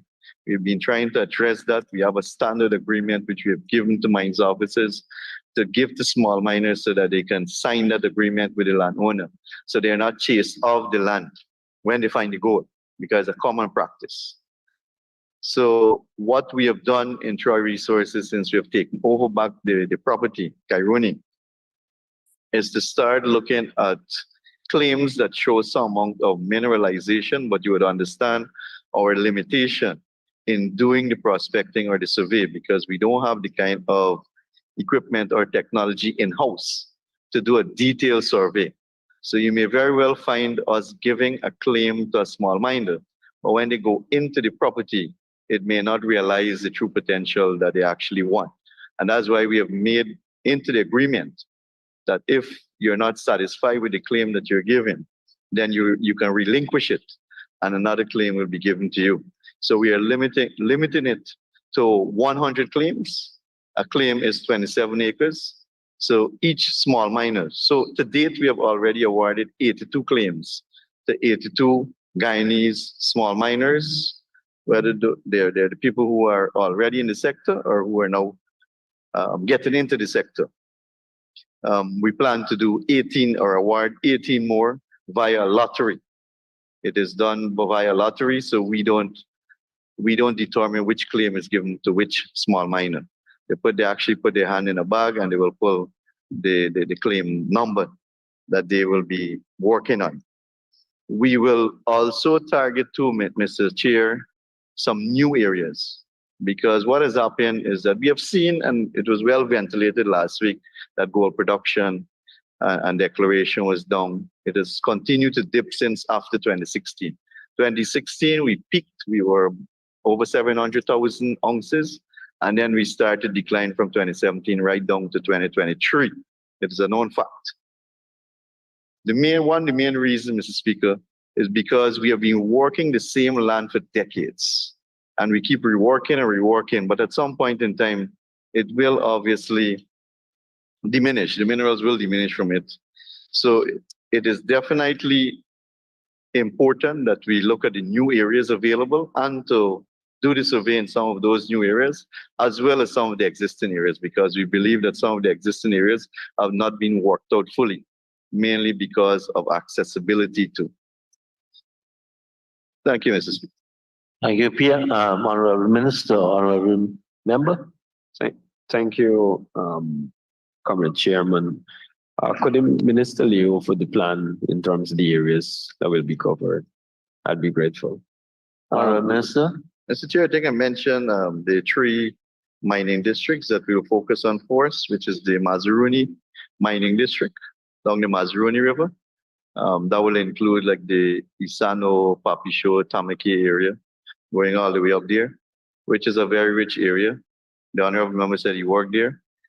Also the Peruni area, which we know is also a heavy mineralized area. That's where the Torparo deposit is. And there are many small and medium scale mining operation in and around that area, as well as in Northwest District, especially around Eclipse Fall area where we have a mining station and most of the mining activities is taking place in around that particular area or sub-district, the Port Kaituma, Matthews Ridge sub-district. Thank you. Thank you. Thank you, Minister. Honorable Member, Mr. Holt. Thank you, Common Chair. My final question in this program is, well, the minister mentioned there is $300 million allocation for land reclamation. Could he state, I know he mentioned some areas in Region 8, Matthews Ridge, could he state how many acres this will cover? Complete. Thank you, Mr. Honorable Minister. Thank you, Mr. Chair. Mr. Chair, this allocation is being catered for 24 to 25 hectares, which is equivalent to close to about 60 acres of land. It will be subdivided because I did mention that we will do some in Region 8, especially around the Madia Township and some in Matthews Ridge area. So it's a total of about 60 acres of land. Thanks, Minister. Honorable Member, Mr. Ramsrud. Thank you, Madam Chair. Under the same line item, 6284, the Honorable Minister mentioned their land reclamation. Do you have an idea as to the total land that needs to be reclaimed? And if this is gold mining area or bauxite mining? First, yeah. All right. So, Mr. Speaker, Mrs. Chair, sorry. The project that's being done as an implementation stage in Dakura, Region 10, Linden area. It's an old bauxite mine out area. As in old mines, as is commonly known in Linden, as we call it, the old mines on the Wisma side of the river. The Matthews Ridge and the Madia area, gold mining. These are areas that would have been worked out, and they're very close to the residential area. So we're not going to do reclamation as yet over the areas that are still being worked. These are mostly areas that are close, especially if you fly into Madia. If anyone fly into Madia and you just take a look, you will see the amount of work that is needed within the township, within the boundaries of the township. Thank you, Mr. Chair. Thank you. Thank you, Minister. Honorable Member, Mr. Ramsrud. Thank you, Madam Chair. Because last year, Madam Chair, the 300 million was spent, and then this year is spending another 300 million. And the reason why I asked this is the area size that was available for reclamation. I don't know, it's quite expensive to do reclamation. But you know, there must be an objective as to, 60 acres compared to the area that needs to be reclaimed, it's probably just a fraction. So I just wanted to know, Mr. Speaker, the objective overall for the land reclamation, because there's a lot of money to do this. It's not cheap. Thank you, Honorable Minister. Thank you, Mr. Chair. Thank you, Honorable Member Amsru. And I think you appreciate the cost of reclamation, reforestation. It is a very expensive exercise.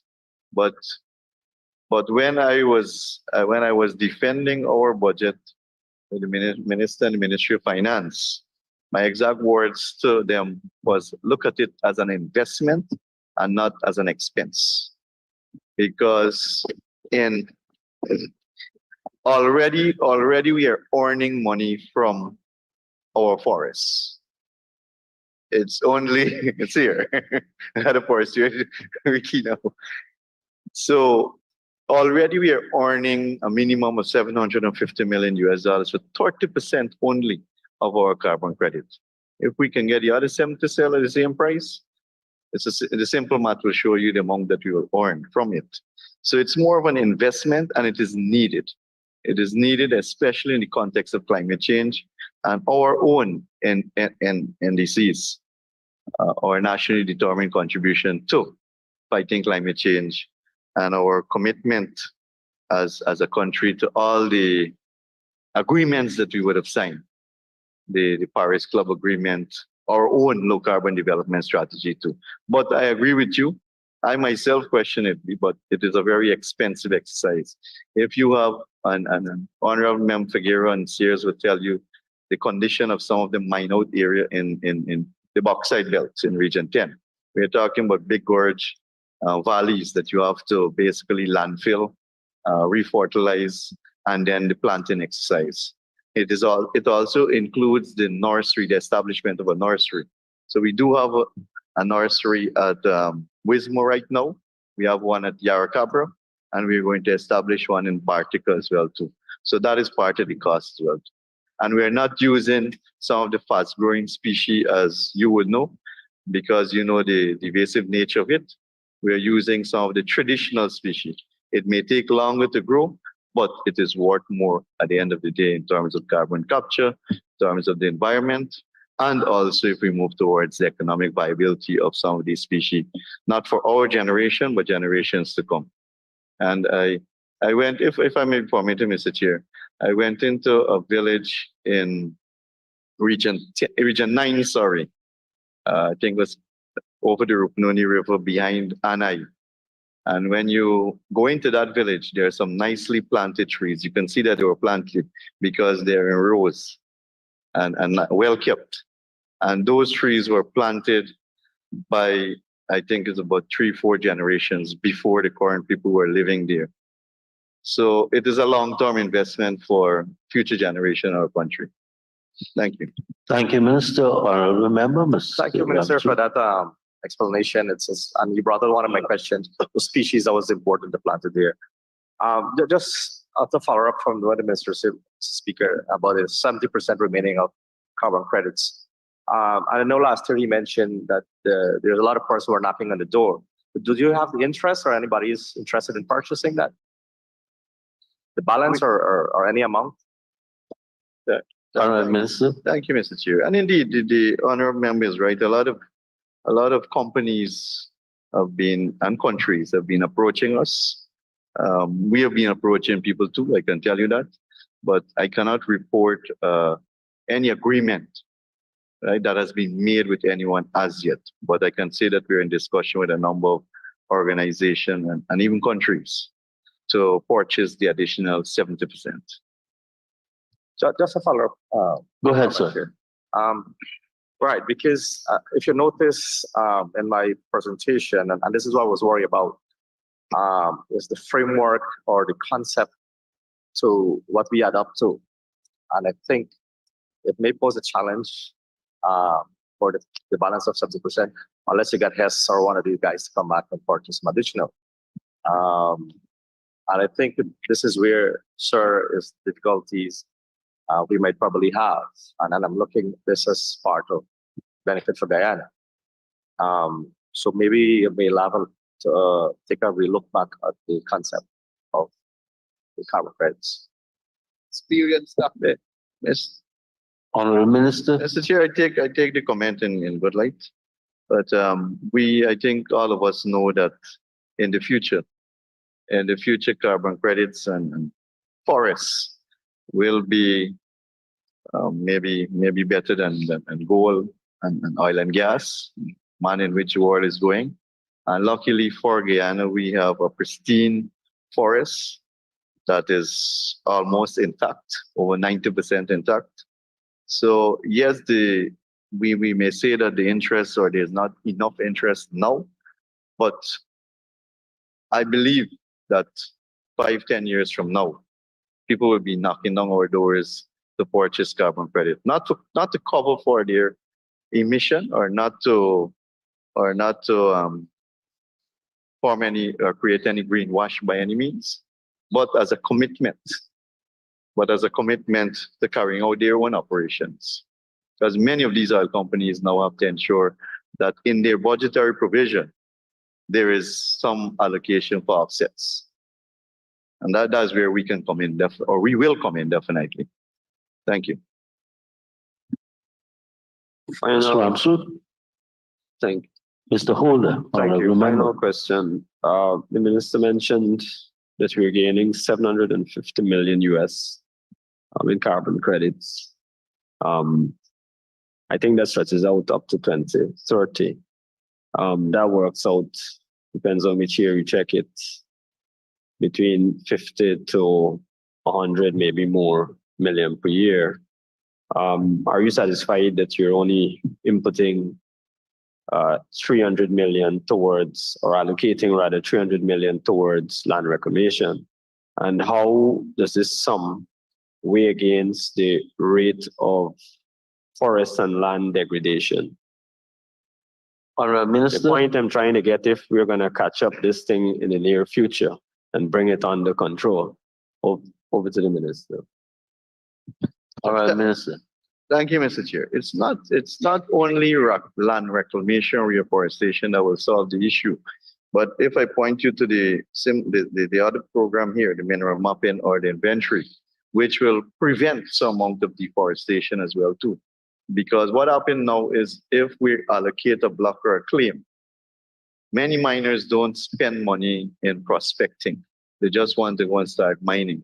And if they go and they destroy 3-5 acres of forest because they want to mine there, unknowing what mineralization exists there, only to find nothing, it simply means that they got to move to another area. So they're basically destroying patches of forest as they're seeking to find mineral. But once we can complete the mineral inventory and have an updated mineral inventory, then we can point you in a direction where there is mineralization, maybe 90-95%. So there is no need to go and destroy any other part of the forest, like we did for the forest inventory as well too. So it's not only the reforestation, but it's the prevention of destruction of the forest at the same time too. And to answer the forest part of the question, it's a phased project, a multi-year project. I'm sure this will have to continue way into the future. So the 300 million this year, we're satisfied with that. But I'm sure I'll go back to Minister Singh next year and ask for additional allocation because it is a continuous process. Of course. Thanks, Minister. Honorable Member, Mr. Henry. Thank you very much, Mr. Chair. In conducting this inventory of our natural resources, has there anything been done about an area called Blackwater in the Cayuni area on our side of the border, where we have been told that there's massive bullfighting and activities have been happening there? Honorable Minister. We will consider, Mr. Chair, all of the areas, including Amerindian villages that exist within some of those areas, like when you go down to Isano, Isinaro, and some of those areas, when you go down the river. All those areas will be considered. But with regards to the border, we may have to be a bit careful now. Not that we don't want to do it, but we may have to be a bit sensitive in terms of what is happening. But I don't want to rule out, Honorable Mr. Henry, I don't want to rule out the area, but I'm sure we'll look at it. Thank you, Minister. Honorable Member, Mr. Henry. And further, Isano, I don't know if it's confidential information, you may say so, and I'll keep quiet afterwards. But is it true that rare earth has been found in the Isano area and that activities have begun? Honorable Minister. Thank you, Mr. Chair. Not to our knowledge, Honorable Member. Yeah. And we don't have any exploration license over that area either for those minerals. Thank you. Thank you, Minister. Honorable members, I now put a question that is sum stated for Program 262. Natural Resource Management current expenditure stands part of the estimates. Those in favor say aye. Those against say no. Ayes have it. The sum stated now stands part of the estimates. I invite you to turn, honorable members, to pages 166 and 67. And I propose a question that is sum stated for Program 264, Petroleum Management current expenditure stands part of the estimates. Honorable Member, Mr. Holder. Thank you, Comrade Speaker. Comrade Speaker, line item 6116, contracted employees. I see a significant increase from 153 million to 230 million.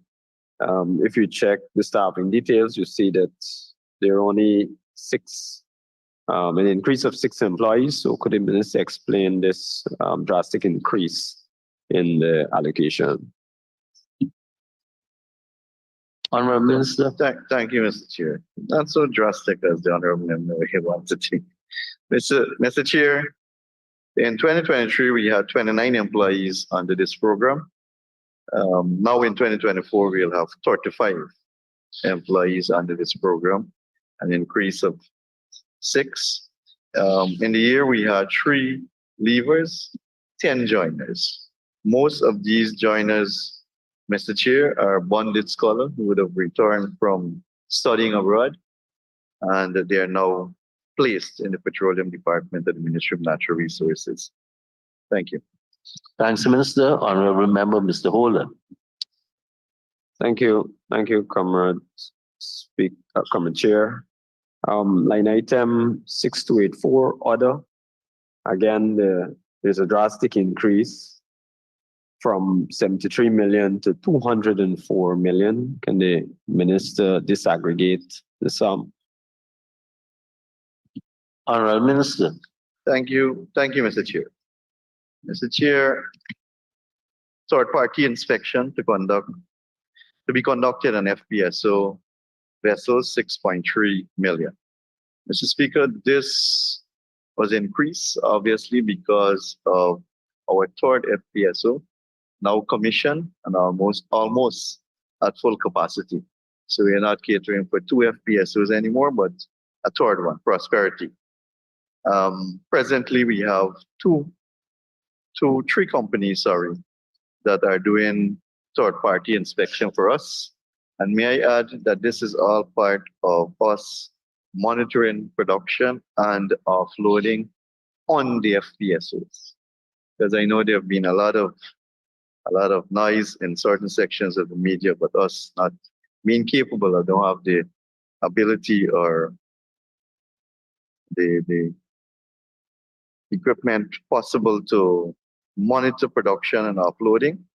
So the third-party inspector, and if I may add, Mr. Speaker, it's not only the third-party inspector that is on board the FPSO, but also there is a full-time presence of the Guyana National Bureau of Standards on all 3 FPSOs, and at any offloading of crude into a tanker, the GRA, the Guyana Revenue Authority, must be present. Otherwise, no offloading can be done. Added to that, Mr. Speaker, on the meter system, it is sealed by the Guyana National Bureau of Standards. So without them being on board the FPSO, no offloading can be done into any tanker.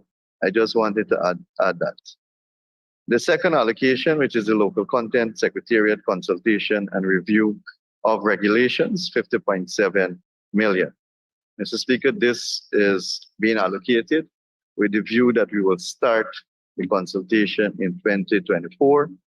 As you're aware, we had extensive consultation in the latter part of 2020, and for almost the entire 2021, we had consultation in drafting the local content bill that was passed on the 29th of December 2021.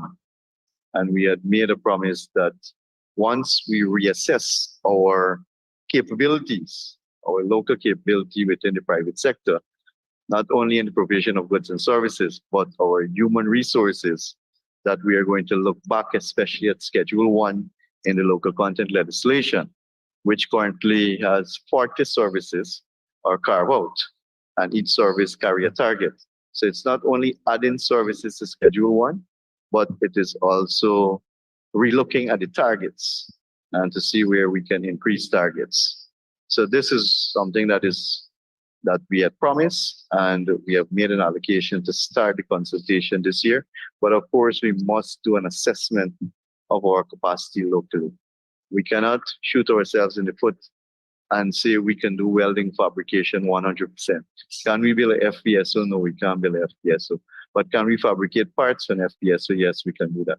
So we need a true assessment of our capacity in country, which will be done using allocation in the 2024 budget. As we move on, there are other allocations to do part of the studies that I'm speaking of.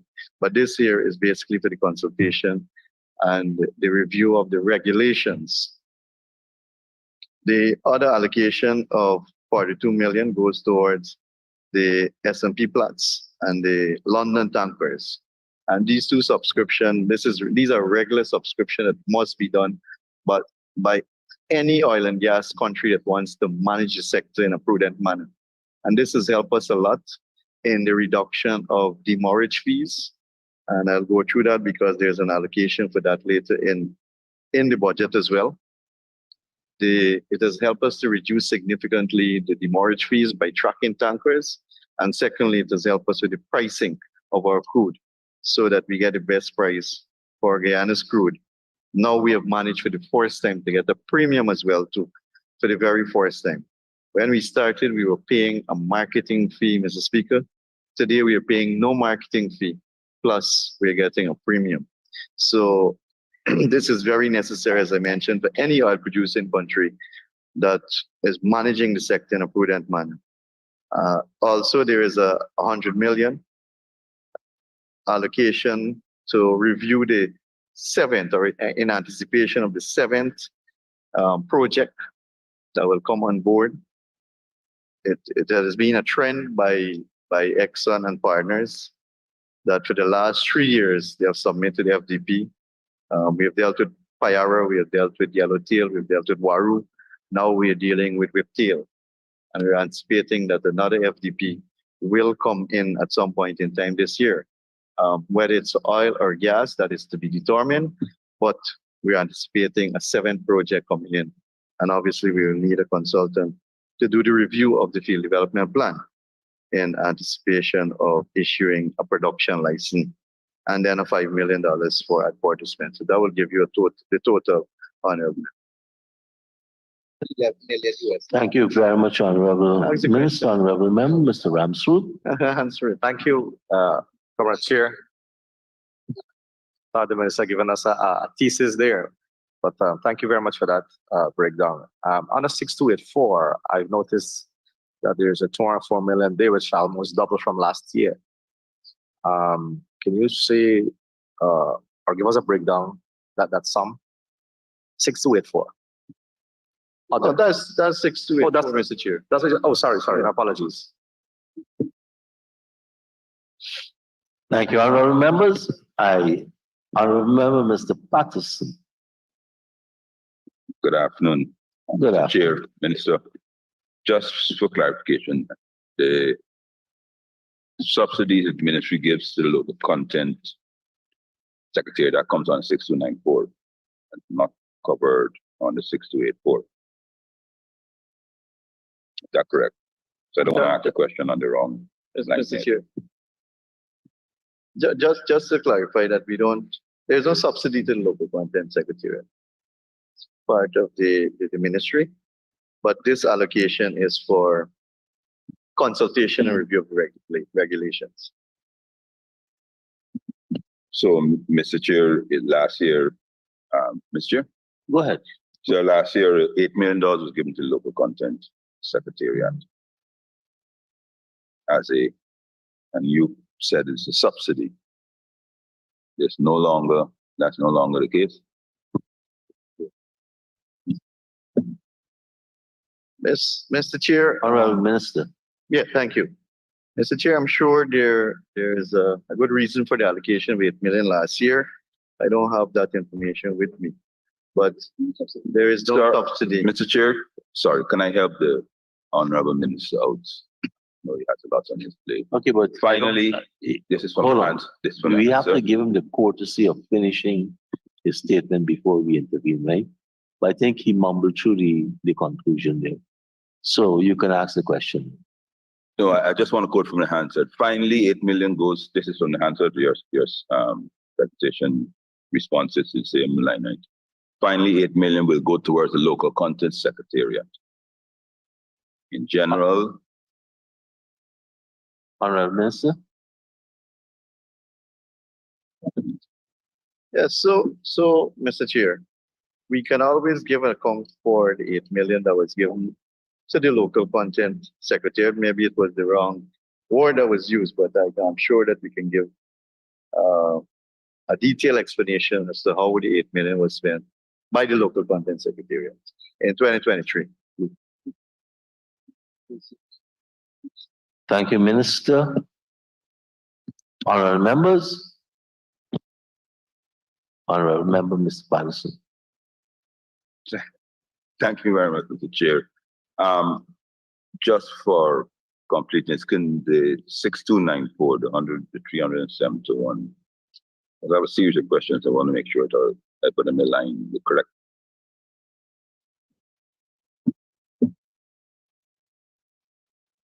So Mr. Chair, Honorable Minister. yeah, 6294.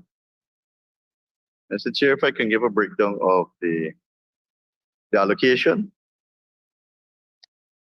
Go ahead. Payment to GNBS, and as I mentioned earlier that we have GNBS monitoring all production and offloading on the FPSO. For Unity, it's 38.8 million. For Destiny, it's 22.2 million. For Prosperity, it's 38.8 million. The legal opinion on the new petroleum law, 15 million. And this is where we'll have local support to review the regulations being done by S&P Global that was contracted since last year by the ministry. There is an allocation of $250 million for demurrage, Mr. Speaker, as I mentioned earlier, and hosting of foreign delegation, 6.8 million. Mr. Speaker, if I may be permitted to go through, because it's quite a large allocation for demurrage, $250 million. Mr. Speaker, if I may go through it quickly, in 2020, we catered for 27 lifts. However, there was demurrage on 19 lifts. In 2021, we catered for 42 lifts. There were demurrage on 17 lifts. In 2022, we catered for 101 lifts. There were demurrage on 45 lifts. In 2023, we catered for 142 lifts. There were demurrage on 97 lifts. And in 2024, Mr. Speaker, there will be a significant increase of lifts. We are catering for 205 lifts, of which we anticipate that there may be demurrage on 80 lifts. Now, Mr. Speaker, the 2023 figure of 142 lifts, but 97 we had demurrage on.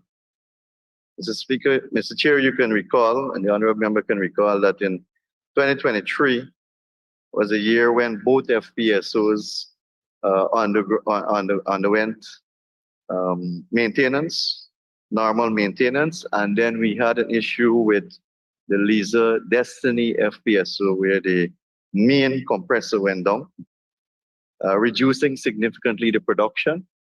So production was ongoing, but it was reduced by almost half, below 100,000 barrels per day. So thereby contributing to a higher increase in lifts that incur demurrage costs. Hence the request for allocation of $250 million for 2024, even though we have a third FPSO that we're catering for, Prosperity. Thank you. Thank you, Minister. Honorable Member, Ms. Ferguson. Thank you very much, Mr. Chair.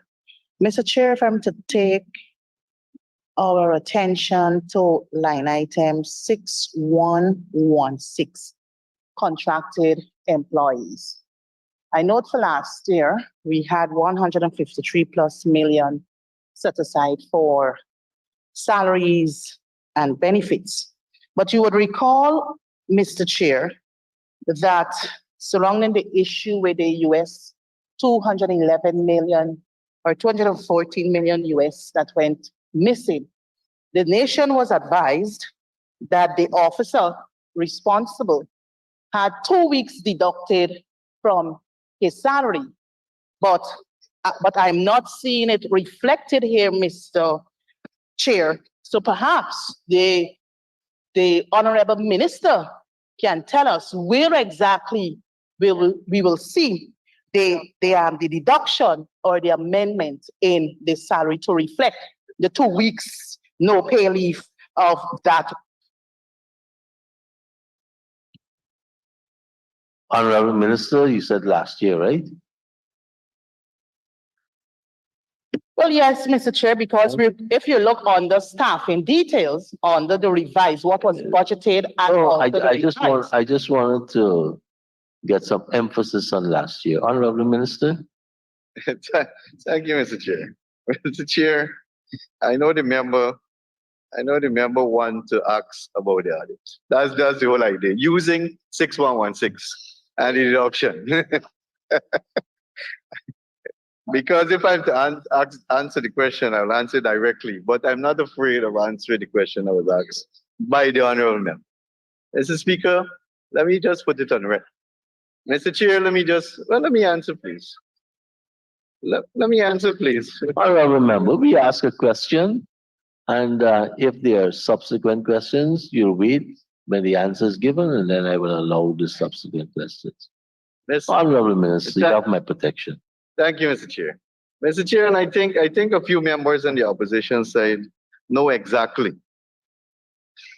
I don't want to no disrespect to any other member, that the comment of where the money is, the missing money, it simply means that there is a lack of knowledge of what really transpired. And there is an understanding by some of the members that this money was there and somebody took the money. Mr. Speaker, let me put on record. But that is not the case. Honorable Ramjitan, Honorable, I'm sure they understand the process of doing audit. We have the expenses of ExxonMobil, the operator in the Starbuck block. We are doing the audit from 1999 to 2017. 1999 to 2017. So we have our auditors examining the books of Exxon. That's how you conduct the audit. However, as you would imagine, 1999 to 2017, we were supposed to start the audit long before, but unfortunately it started late.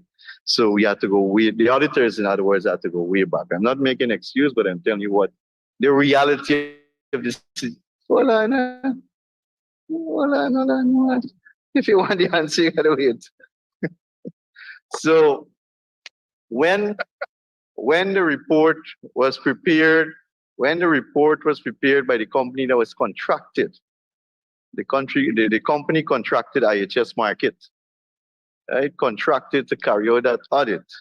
When they prepared the report and sent it back to us, it stated that $214 million they couldn't find evidence that that money was actually spent by ExxonMobil on petroleum activities in Guyana. That's what it simply means. Then there were talks and negotiation between Exxon and the team at the ministry, and then there were documents. There were documents that were produced, and then the sum was reduced. So there was no physical transaction of money here. I just want to state that it was reduced to 3 million, but there was no report. There was no report from IHS Markit that speaks towards $3 million. The report spoke to $214 million, and we can only work with the report. So as it is now, it is $214 million and not $3 million. I just wanted to state that, Mr. Chair. I should give back Bobby money now. Why you should just answer? Honorable Member, Ms. Thank you very much, Mr. Chair. Mr. Chair, the honorable member refused to answer my question, but to give an explanation, Honorable Member, I withdraw that, sir. he answered the question. Okay, sir, but Whether you like the answer is a different story. okay, thank you very much, Mr. Chair. Mr. Chair, I'm not satisfied with the response given by the honorable member. My follow-up to the honorable member, based on the explanation he just gave to us, it seems to me, and I guess all right-thinking Guyanese, that the staff did absolutely no wrong. So if no wrong was committed, why was the staff surcharged? And if he was surcharged, can the honorable member state for the records what was the total number of monies deducted for the 2 weeks from his salary? Honorable, I want to stop this questioning at this time because there is no particular reference you're making to the allocation being sought. But having made the speech, it's only fair that we get the minister to respond. Mr. Chair, we made a public statement about it. I think this matter was ventilated in the media and elsewhere a lot. I've stated clearly that the government of Guyana have accepted the report from IHS Market, which speaks to $214 million, and the Guyana Revenue Authority, which is the sole authority to finalize the audit. They're so doing that now. With regards to penalties towards staff members, that was instituted by the permanent secretary. Thank you. Thank you very much, Honorable Minister. Honorable members, I now put a question that Honorable Member Mr. Patterson. Sir, maybe better if I stand and No, I may catch your eye. No, you caught my eye. Yeah. Sir, thank you very much. The minister opened the door, and can I direct him back to same line item 6284 and 6294. Last year, the minister reported that the final, this is the second audit, is June, March 2023.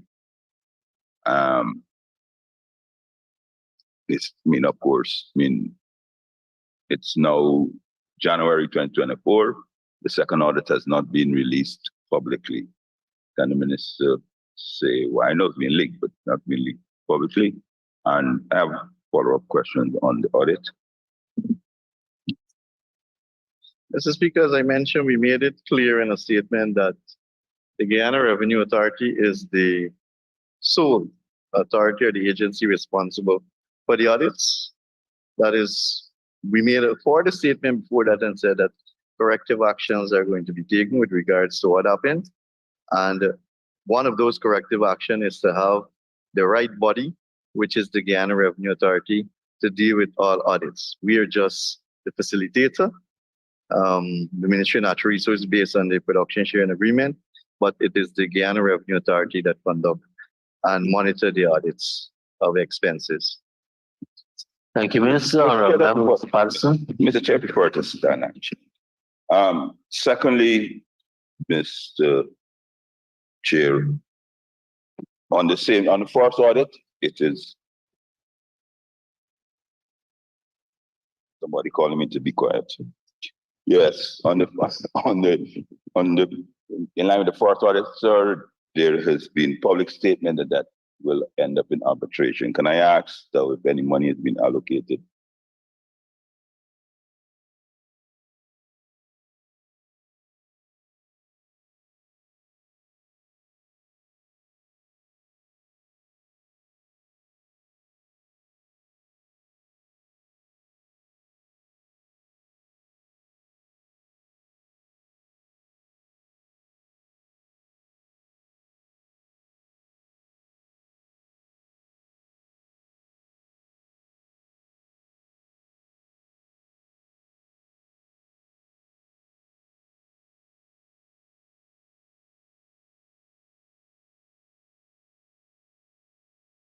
And I start off with the gas leak and master utilization monetization plan. So we were waxed lyrically the two goodly gentlemen from Kuwait, because yes, at no cost to us because of Excellency, I hope I can say that, paid a state visit, in the state of Qatar to Guyana, secured to exports, and they were next week, that was January 2023. So, can I ask the status of this gas leak master plan done by theirs? Honorable Minister. Mr. Chair, indeed, we did report last year that we're receiving assistance from a number of countries and organizations that are helping us in building out the framework to manage the oil and gas sector. And the honorable member is right. We did receive support from Qatar, support that we don't have to make allocation for in terms of gas studies, and also in helping with the drafting of the petroleum activities bill. We did receive that support from Qatar, so we're thankful for that. And there was no budgetary allocation required. With regards to the other studies, gas leak definitely is linked to the gas energy project. And I'm sure that within the 80 billion for the office of the Prime Minister, that there is allocation for that, but I'm not sure if it was asked of the Prime Minister. Yes. Honorable Member, Mr. Patterson. So the Ministry of Natural Resources released with much fanfare a gas monetization plan, sir, which was then later downgraded to a discussion paper. Sir, can I ask who prepared this, name the consultancy, and how much did we pay for our monetization plan, which is now a discussion paper, which is now. Honorable Minister. Thank you, Mr. Chair. Mr. Chair, I think this was already mentioned. It's in the public domain. I think this very question was asked of the Vice President at one of his weekly press conference. It's former Minister of Trinidad. I'm not sure if I can call names in the House, but it's a former Energy Minister of Trinidad, and the sum is $20,000. Thank you, Minister. Honorable Member, Mr. Patterson.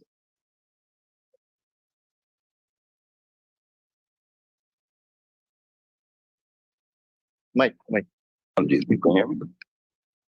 Sir, the Minister also made mention of several other studies that you are going to carry out and to be done, sir. This is in the hands, sir. Can I ask the status, and can I ask when this, well, not in this Parliament, the country will be privy to these studies that you claimed that you have carried out with allocation given to you in 2023? All right, Minister. Mr. Chair, I know that the question of the honorable member is asking is not related to the current expenses of the petroleum, but I want to assure you that whatever studies, like the gas studies that was done, we have made that public, the gas strategy, monetization, utilization studies. Studies are being done by Exxon as well. And in this year allocation, when we move to the capital expenditure, we do have some amount of expenditure there allocation for further studies to be done. Thanks, Minister. Honorable Member, Mr. Patterson. Thank you, Mr. Chair. Can I refresh the Minister's mind? And I'm quoting from the Hansard, sir, page 52.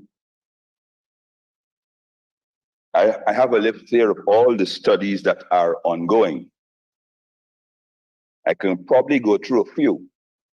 For example, conducting a study on the produced water study, conducting the block seismic activity study, conducting the effective drilling production activity marine environmental study. These are a number of studies being done by independent consultants. So I already finished off to say that I can say presently all these studies are currently ongoing and committed to present them to this assembly. So you have an opportunity a year after, sir.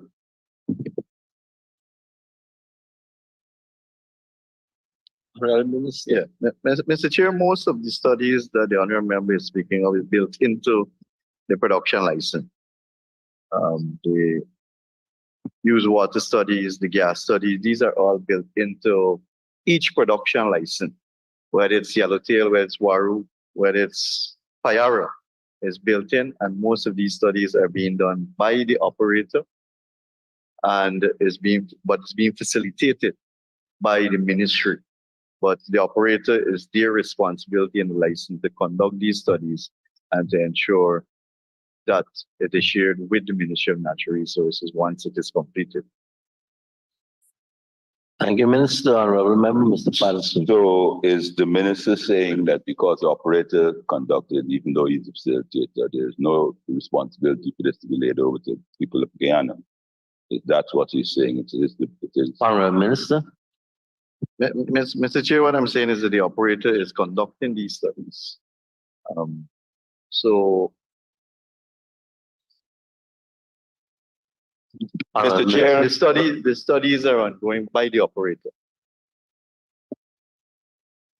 Mr. Chair, I anticipated that the honorable member would go down this line, but the honorable member just proudly announced that he. There's a standing order with respect to anticipation also. No, well, that's for me, not for the honorable member. Yeah. And I did forewarn him at lunch that I'm going over his. That I'm going over what he said. Because we have a cordial relationship. And I did forewarn him I'm going over it. Sorry, he made mention, sorry, you could go back in the answer that they've approved. I wrote it down. Six production license, and they're coming now to the 70, the 100 million whiptail. So, sir, obviously the operator would have conducted his studies and concluded his studies, which would have then enabled the goodly minister to pen his signature to these production licenses. Can we ask, sir? Honorable Minister. Mr. Chair, all the production licenses are made public, and the license compel the operator to conduct the studies. So under the license, they will have to do the study, not the Ministry of Natural Resources doing the studies, but as part of the requirement in each production license, the operator must conduct studies. Thank you, Minister. Honorable Member, Mr. I won't change the minister. So is the minister saying to the House and the people of Guyana that operators have not provided you with the studies which you have reviewed yourself, and I assume EPA reviewed? You have here 100 million Guyana dollars for consultants to review whiptail. So obviously, when they conducted their review of, I think, the last 4 or 5, whatever the names, yellowtail and Euro, what is it? They would have submitted all these things. You would have seen them. Your petroleum department would have seen them. Why can't the people of Guyana see them? Honorable Minister. Mr. Chair, again, I think the honorable member is mixing up the studies that we are speaking of. The ones that we spoke of in the budget last year are the ones that the ministry would have started or has responsibility for. But I think some of the studies that are being mentioned are commitments by the operator that is enshrined in the production license, each production license. So for example, Mr. Speaker, Waru was signed last year, but there is no operations, meaning there is no FPSO operating under that production license as yet. So some of these studies would have to be conducted when or just before FPSOs arrive or when they start production. Then some studies will have to be completed. Thank you, Minister. Honorable. Remember, Mr. Patterson. Sir, I know I want to get on to say. So, in response to Honorable Vincent Henry's question last year on studies on fishing and biodiversity, etc., the minister also committed, sir, to have that done. The long term, God forbid, the damage and the long term damage to these things. That's, I'm quoting him, sir. Not only to Exxon and country worldwide, and countries worldwide, sir, he committed on the studies, and in particular, Vincent Henry was on biodiversity and fishing stock. Can we ask for an update? And can we ask when that study or that remains on the purview of the Exxon as well. Honorable Minister. Mr. Chair, thank you. Mr. Chair, I think the study that the honorable member is mentioning, I think that study is a report was made public already, because at that time when we were debating budget 2023, there was a report of a drop in catch for the fishing industry, and it was being rumored or claimed that the oil and gas exploration activities offshore is affecting the fishing industry. I think a detailed study was done. I think that was the question the Honorable Member Vincent was asking, because he was obviously speaking about the low fish catch and the claim that the operation offshore is affecting the fishing industry. I think that study was done. FAO, I think, did that study. That report is public. Now, for the production license for any one of the development, it means an ESIA must be done for each of those development as well, which will include some of the studies that the Honorable is speaking of. And what we have done since Payara, and we have done for LISA 1, LISA 2, is to not only make the license public, but also the environmental public for each one of the license that was issued. It is also public. So it's the license plus the the environmental permit, sorry, that is public. Thank you. Thanks, Minister. Honorable Member, Mr. Patterson.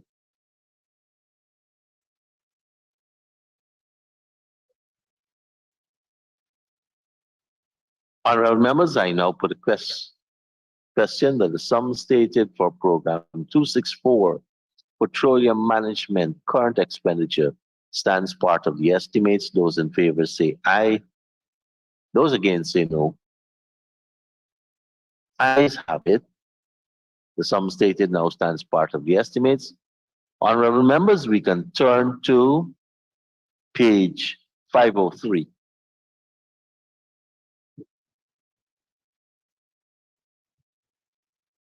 Parliamentary language.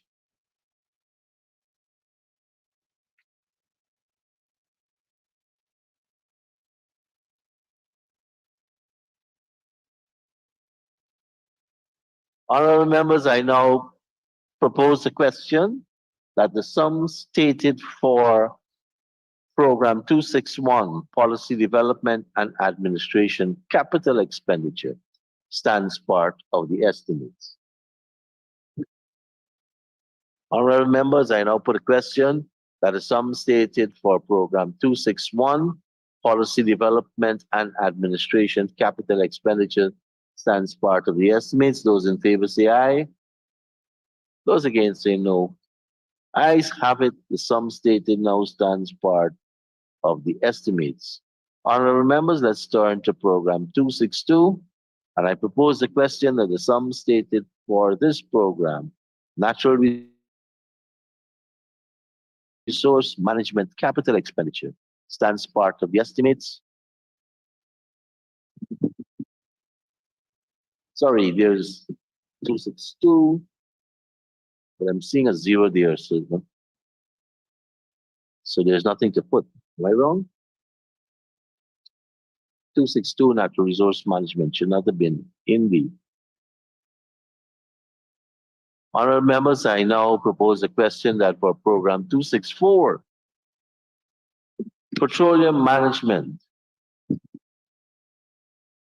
that the sum stated herein, capital expenditure, stands part of the estimates. Honorable member, Mr. Patterson. Thank you. Apologies. Mr. Chair, through you, Minister, 1.638 billion has been expended so far in this program. And I specifically, and one of the targets would be the creation of oil and gas data management system. Can I ask for an update on that particular item? So, Honorable Minister. Thank you, Mr. Chair. Mr. Chair, the intention is to create our own data repository in country.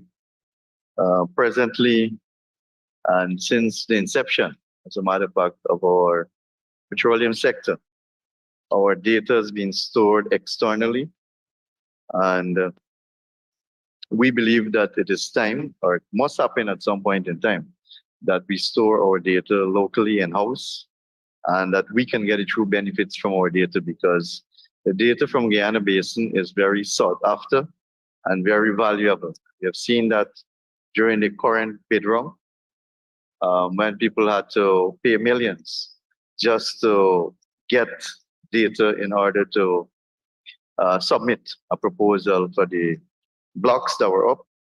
So the allocation is to move towards setting up a data repository in country so that we can have our own data in Guyana. Of course, this is not the total allocation, because way more than this. Is just phase one. The honorable member would know how expensive it is to establish a data repository in country. And not only to establish a data repository, but the analytical work behind the data repository, because having the data and not being able to analyze it is basically a waste of time. So you must have the capacity to do the analytical work behind the scenes so that your data can be presented in a format that companies will pay for. Thank you. Thank you, Minister. Honorable Member, Mr. Patterson. Mr. Chair, I thank the honorable member, sir. I asked what progress was made, sir. But permit me, if you may, Mr. Chair, to read from the Hansard and tell me if this sounds vaguely familiar, sir. Mr. Chair, this is from the Hansard, sir, of last year budget, page 50. Mr. Chair, indeed, part of this allocation is to ensure that we start the process of having our own data repository right here in Guyana. The disadvantage we face right now is our oil and gas data is not stored in Guyana. The issue is that we can make a lot of revenue by having data in the country and us being the sole agent responsible for it. Presently, it is hosted by two different companies in Houston that has the type of capacity to hold our data, sir. I could go on, etc. and on. Sir, that's the exact, there's some vaguely similar to the response I just got. That's the exact response the minister gave me last year. So he's consistent. I give you that, sir. Sir, I asked what progress has been made. That's my question. Sir, last year he told us why is it there. This year we asked him what progress has been made. Honorable Minister. Mr. Chair, we already have the consultant working, or already recruited. The consultant is now looking at not only the hardware but software requirements. Obviously, they will have to look at the volume of our data, what type of analytical work must be done. So it's a work in progress. This will definitely be a multi-year project. So what the honorable member mentioned about last year, I'm happy that it's consistent and I'm not misleading the House in any way, that it is a multi-year project. It cannot be done in 1 year. We'll probably come back next year for the final allocation, then to move towards the actual physical establishment of the data room and to have our data come to Guyana. Thank you, Minister. Honorable Member, Mr. Patterson. Yes, I see to my colleague who seems on. So, sir, I'm glad to hear the progress has been made, sir. We have a consultant recruited, sir. Sir, can the honorable minister inform us House when this consultant was recruited, who is the consultant, and the contract sum, and of course the contract period? Sir, he said there is a consultant in place. Honorable Minister.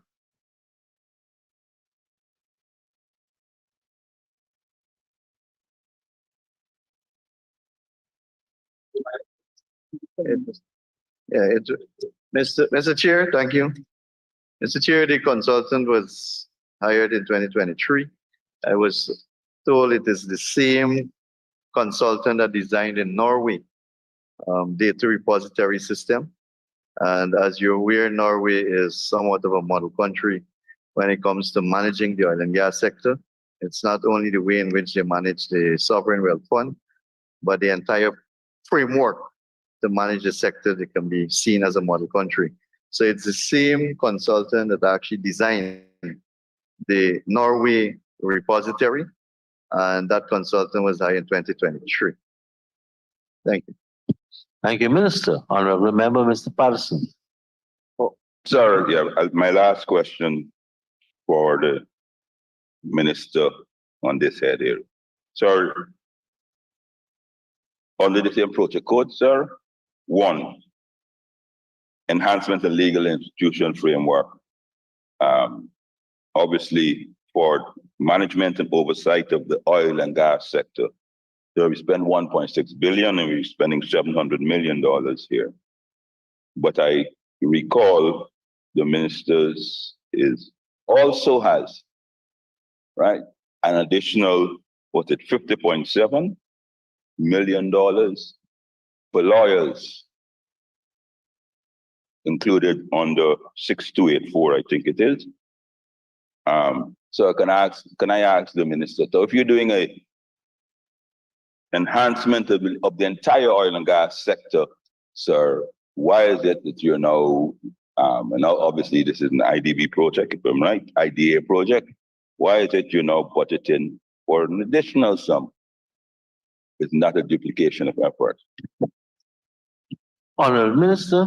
Thank you, Mr. Chair. Mr. Chair, the honorable member is right. There's an allocation of 50 million under 6284 of the 264 program. And then there's an allocation on the component A of the World Bank funded project. Mr. Speaker, I did mention that the 50 million budgeted under 264, 6284 is for local support to the consultant, S&P Global, for the finalization of the regulation for the Petroleum Activities Act. This budgetary allocation in the capital estimates, it is direct payment to S&P Global, probably one of the best consultants in the world with regards to, the honorable member know that in the world with regards to the oil and gas sector and developing the legal and regulatory framework for countries around the world. They have been contracted by us. They have worked with us on drafting the Petroleum Activities Bill. They're continuing. It's an 18 months contract that we have with them. So they're also assisting too with the bid round process. So it's not only the Petroleum Activities Bill, and they're also working on the regulations. So this allocation here is for direct payment to S&P Global for their work with us. And the 50 million in 6284 is for local support for this company in reviewing the regulations. Thank you. Thank you, Minister. Honorable Member, Mr. Holden. Thank you, Chair. I want to go back to data availability. Mr. Speaker, after much pressure from the opposition and the public for transparency in publishing the daily data production in 2022, the government made a big splash about their websites where this data could be seen. However, the site, Mr. Speaker, has been sporadic and in several months behind in reporting data. Could the Honorable Minister explain why this is so and why this piece of information cannot be updated daily, since the data recorded in real time on the FPSOs could be transmitted immediately or at least daily? As I recall, sir, data was transmitted to the EPA and the Department of Energy on a daily basis under the collation. So could the Minister explain how this budgetary sum will change this situation? Honorable Minister. Mr. Chair, thank you. Mr. Chair, I think the honorable member is mixing up the data repository from data that is being made available on the website with regards to production. I didn't ask you anything about it. Honorable member, Mr. Patterson would know that the data repository, the data is basically the seismic data, I didn't ask the other about technical data that you will retrieve from shooting seismic studies. Those are the kind of data that will be housed in the data repository. And that's why I mentioned that it requires a lot of analytical work, because to make that data useful to anyone who wish to bid for a block in Guyana, they can't buy the raw data. It got to be analyzed before it is being bought. So that is with regards to the data repository where this allocation would go towards. But to speak towards the comment, I think is more of a comment that was mentioned by the honorable holder with regards to production data. I think if you check our website, you would see that the production data is being published, delayed by a month. So if this is January, you would have information up to December 31st. When we go over into February, you will have information for January. You are also correct that we have the capability at EPA, and I'm happy that you mentioned it, because I think the opposition has been supporting sections of the media in saying that there is no way to track production or to track what is happening offshore on the FPSO. So I'm happy that you mentioned it, that the EPA has that ability to track what is happening offshore, even with regards to marine traffic in real time and also production. But what we do at the Ministry of Natural Resources is ensure that we verify the production data with what we have. The operator, GNBS also will have the record, GRA will have the record, and once it is completely verified, then we will post that for public consumption. So it is being posted, but once it is verified. Thank you. Thank you, Minister. Remember, Mr. Holder. Yes, I'm not satisfied with the answers, but I'll move on to the sake of time. On the same production monitoring, Mr. Chairman, the APNU FC government had recognized the dire need for capacity building to oversee the oil and gas operations. So it approached the World Bank, which provided $1 million and brought in an export from Mexico, I believe, to develop a 36-member petroleum unit. These are specialized professionals in petroleum engineering and other related specialties. And as I understand it, the plan was to recruit internationally and fill those positions by 2020. Of course, we hadn't a budget. The APNU FC hadn't a budget because of the elections. Now, when this was made public in 2021, Minister, the Honorable Minister first claimed that he had no knowledge of it. It never happened, and he didn't know anything about it until the cover of the World Bank document appeared in the newspapers. And the minister then responded that the plan was not abandoned. I'm sorry the minister can remember this. If the minister is correct in saying that the World Bank plan is still being executed, could the Honorable Minister say what is the status of fulfilling it? And how many of these technical positions have been filled and or will be filled through this budgetary sum? Honorable Minister.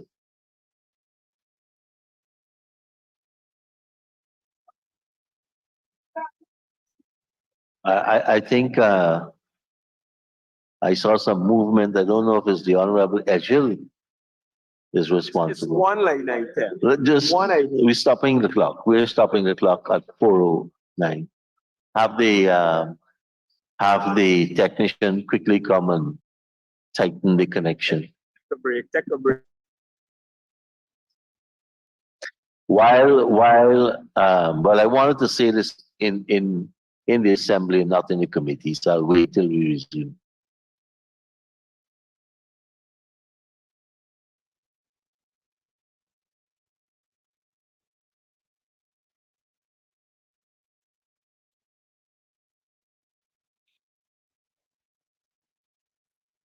Just to update the whips, we have gone, as of now, 3 minutes over the allotted 1.5 hour. And so we have eaten into the few minutes we have. So we now just have about 5 minutes remaining when we return.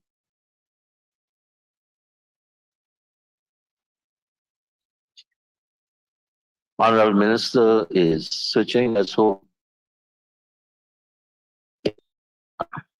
Okay, Mr. Chair, so we're resuming at 4:10. We just lost a minute and a half. thank you, Mr. Chair. Mr. Chair, I think the honorable member is a bit confused with regards to what is happening in the petroleum sector. Minister, could you pull the mic a little bit down? In the petroleum sector, and he spoke to several issues in his comments or question. There were several issues that he spoke to. Well, first of all, to bring clarity to what we're discussing, Mr. Speaker, this allocation, the total allocation, capital expenditure for program 264 petroleum is funded through the World Bank project.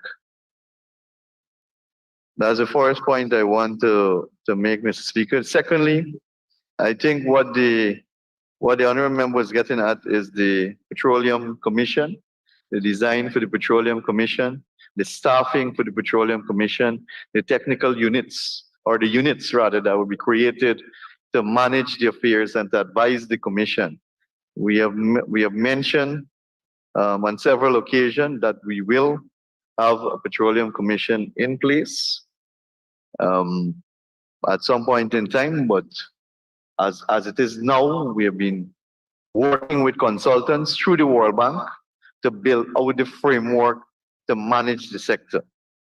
The other thing, I think the member is referring to an article or a comment made by the former head of EPA, where they were going to build a unit at EPA to monitor what is happening offshore. That has happened. I'm happy that to report, and I think last year I did mention it. If you go back to the Hansard, like the honorable member Patterson did, you would see that I did report last year that there's a unit at EPA with 13 trained personnel, and that we can actually have real-time monitoring of our marine space, including offloading of crude into tankers from the FPSOs. So the entire perception that we don't know what is happening offshore is not true. We're actually monitoring that in real time. We know when a vessel is moored alongside the FPSO. We know when it leaves. We know which company it is registered to. So I think maybe there was a mix-up, but I want to say clearly that all the allocation here is from the World Bank project. So basically, we are continuing the work.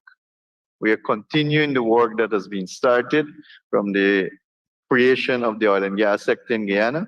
So there is no sidetrack, or there is no deviation from what we want to create as a world-class framework to manage the oil and gas sector.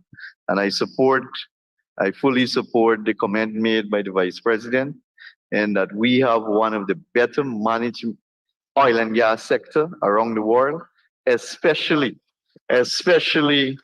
for new oil producing countries. Especially for new oil producing countries. And if I may just be allowed to just give you a quick example. Countries like Norway discover oil maybe in the 50s or 60s, 69, and then they put a sovereign wealth fund in place in 1996, 1997. Some of these countries producing oil for decades, maybe centuries, don't have a local content legislation in place. We have moved towards having a local content legislation. And all of this is being done under the World Bank project, Mr. Chair. Thank you. Thank you very much, Honorable Minister. Honorable members, we have actually used up all the time we have had, not only for this head, but the savings. So I now have to put the question, the sum stated for program 264, petroleum management, capital expenditure, stands part of the estimates. Those in favor say aye. Those against say no. Ayes have it. The sum stated now stands part of the estimates. Thank you, Honorable Minister, and thank you to your staff for taking us through your agency. Thank you very much. House will resume.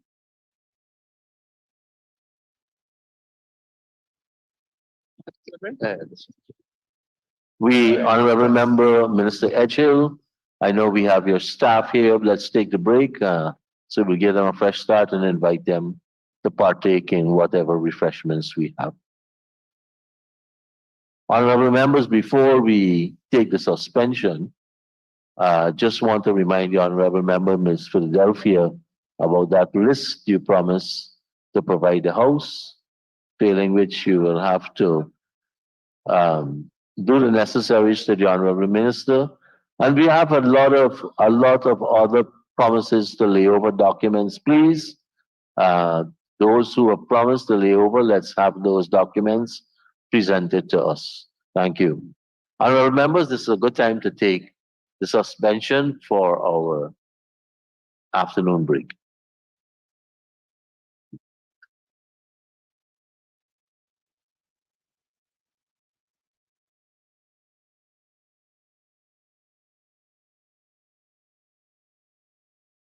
We will bend like a bow and never break. Our fathers came here and they lived in that year, and we ain't moving nowhere. Make no mistake, 'cause we ain't giving up no mountain, we ain't giving up no tree, we ain't giving up no river that belongs to we. Not one blue sake, not one. Mr. Speaker, this is a budget of deceit. I repeat that. This is a budget of deceit. It scores high on the art of deceit. It sets out to deceive the people of Guyana. We are going to create a caste system in this country whereby the inequality is going to be so vast to the extent whereby they are literally going to control this economy. For every child that will receive a $40,000 Because We Care cash grant, they will be equally receiving Because We Do Not Care more than $500,000 debt burden. Mr. Speaker, Budget 2024 is funneled and fixed between the Treasury and the pockets of friends, families, cronies, and flatterers of the People's Progressive Party to allow the oil money to flow into a small circle without a single drop of the oil money. Mr. Speaker, Guyana's foreign policy, whilst always important, has assumed the place of paramountcy over the last year. One could not, however, tell this based on the delivery by my colleague across the floor yesterday, who spent 25 of his 30 minutes on everything else except foreign affairs. There's no one in jail. And I'm concerned. Let us be fair. You promised in your campaign, in your extract of a campaign manifesto, you were going to amend that production sharing agreement because we don't know what making deal. 3.5 years later, you have not changed a word. You have not changed a dot. You know why? Because the deal's sweet to fund all of your projects. Let us be fair.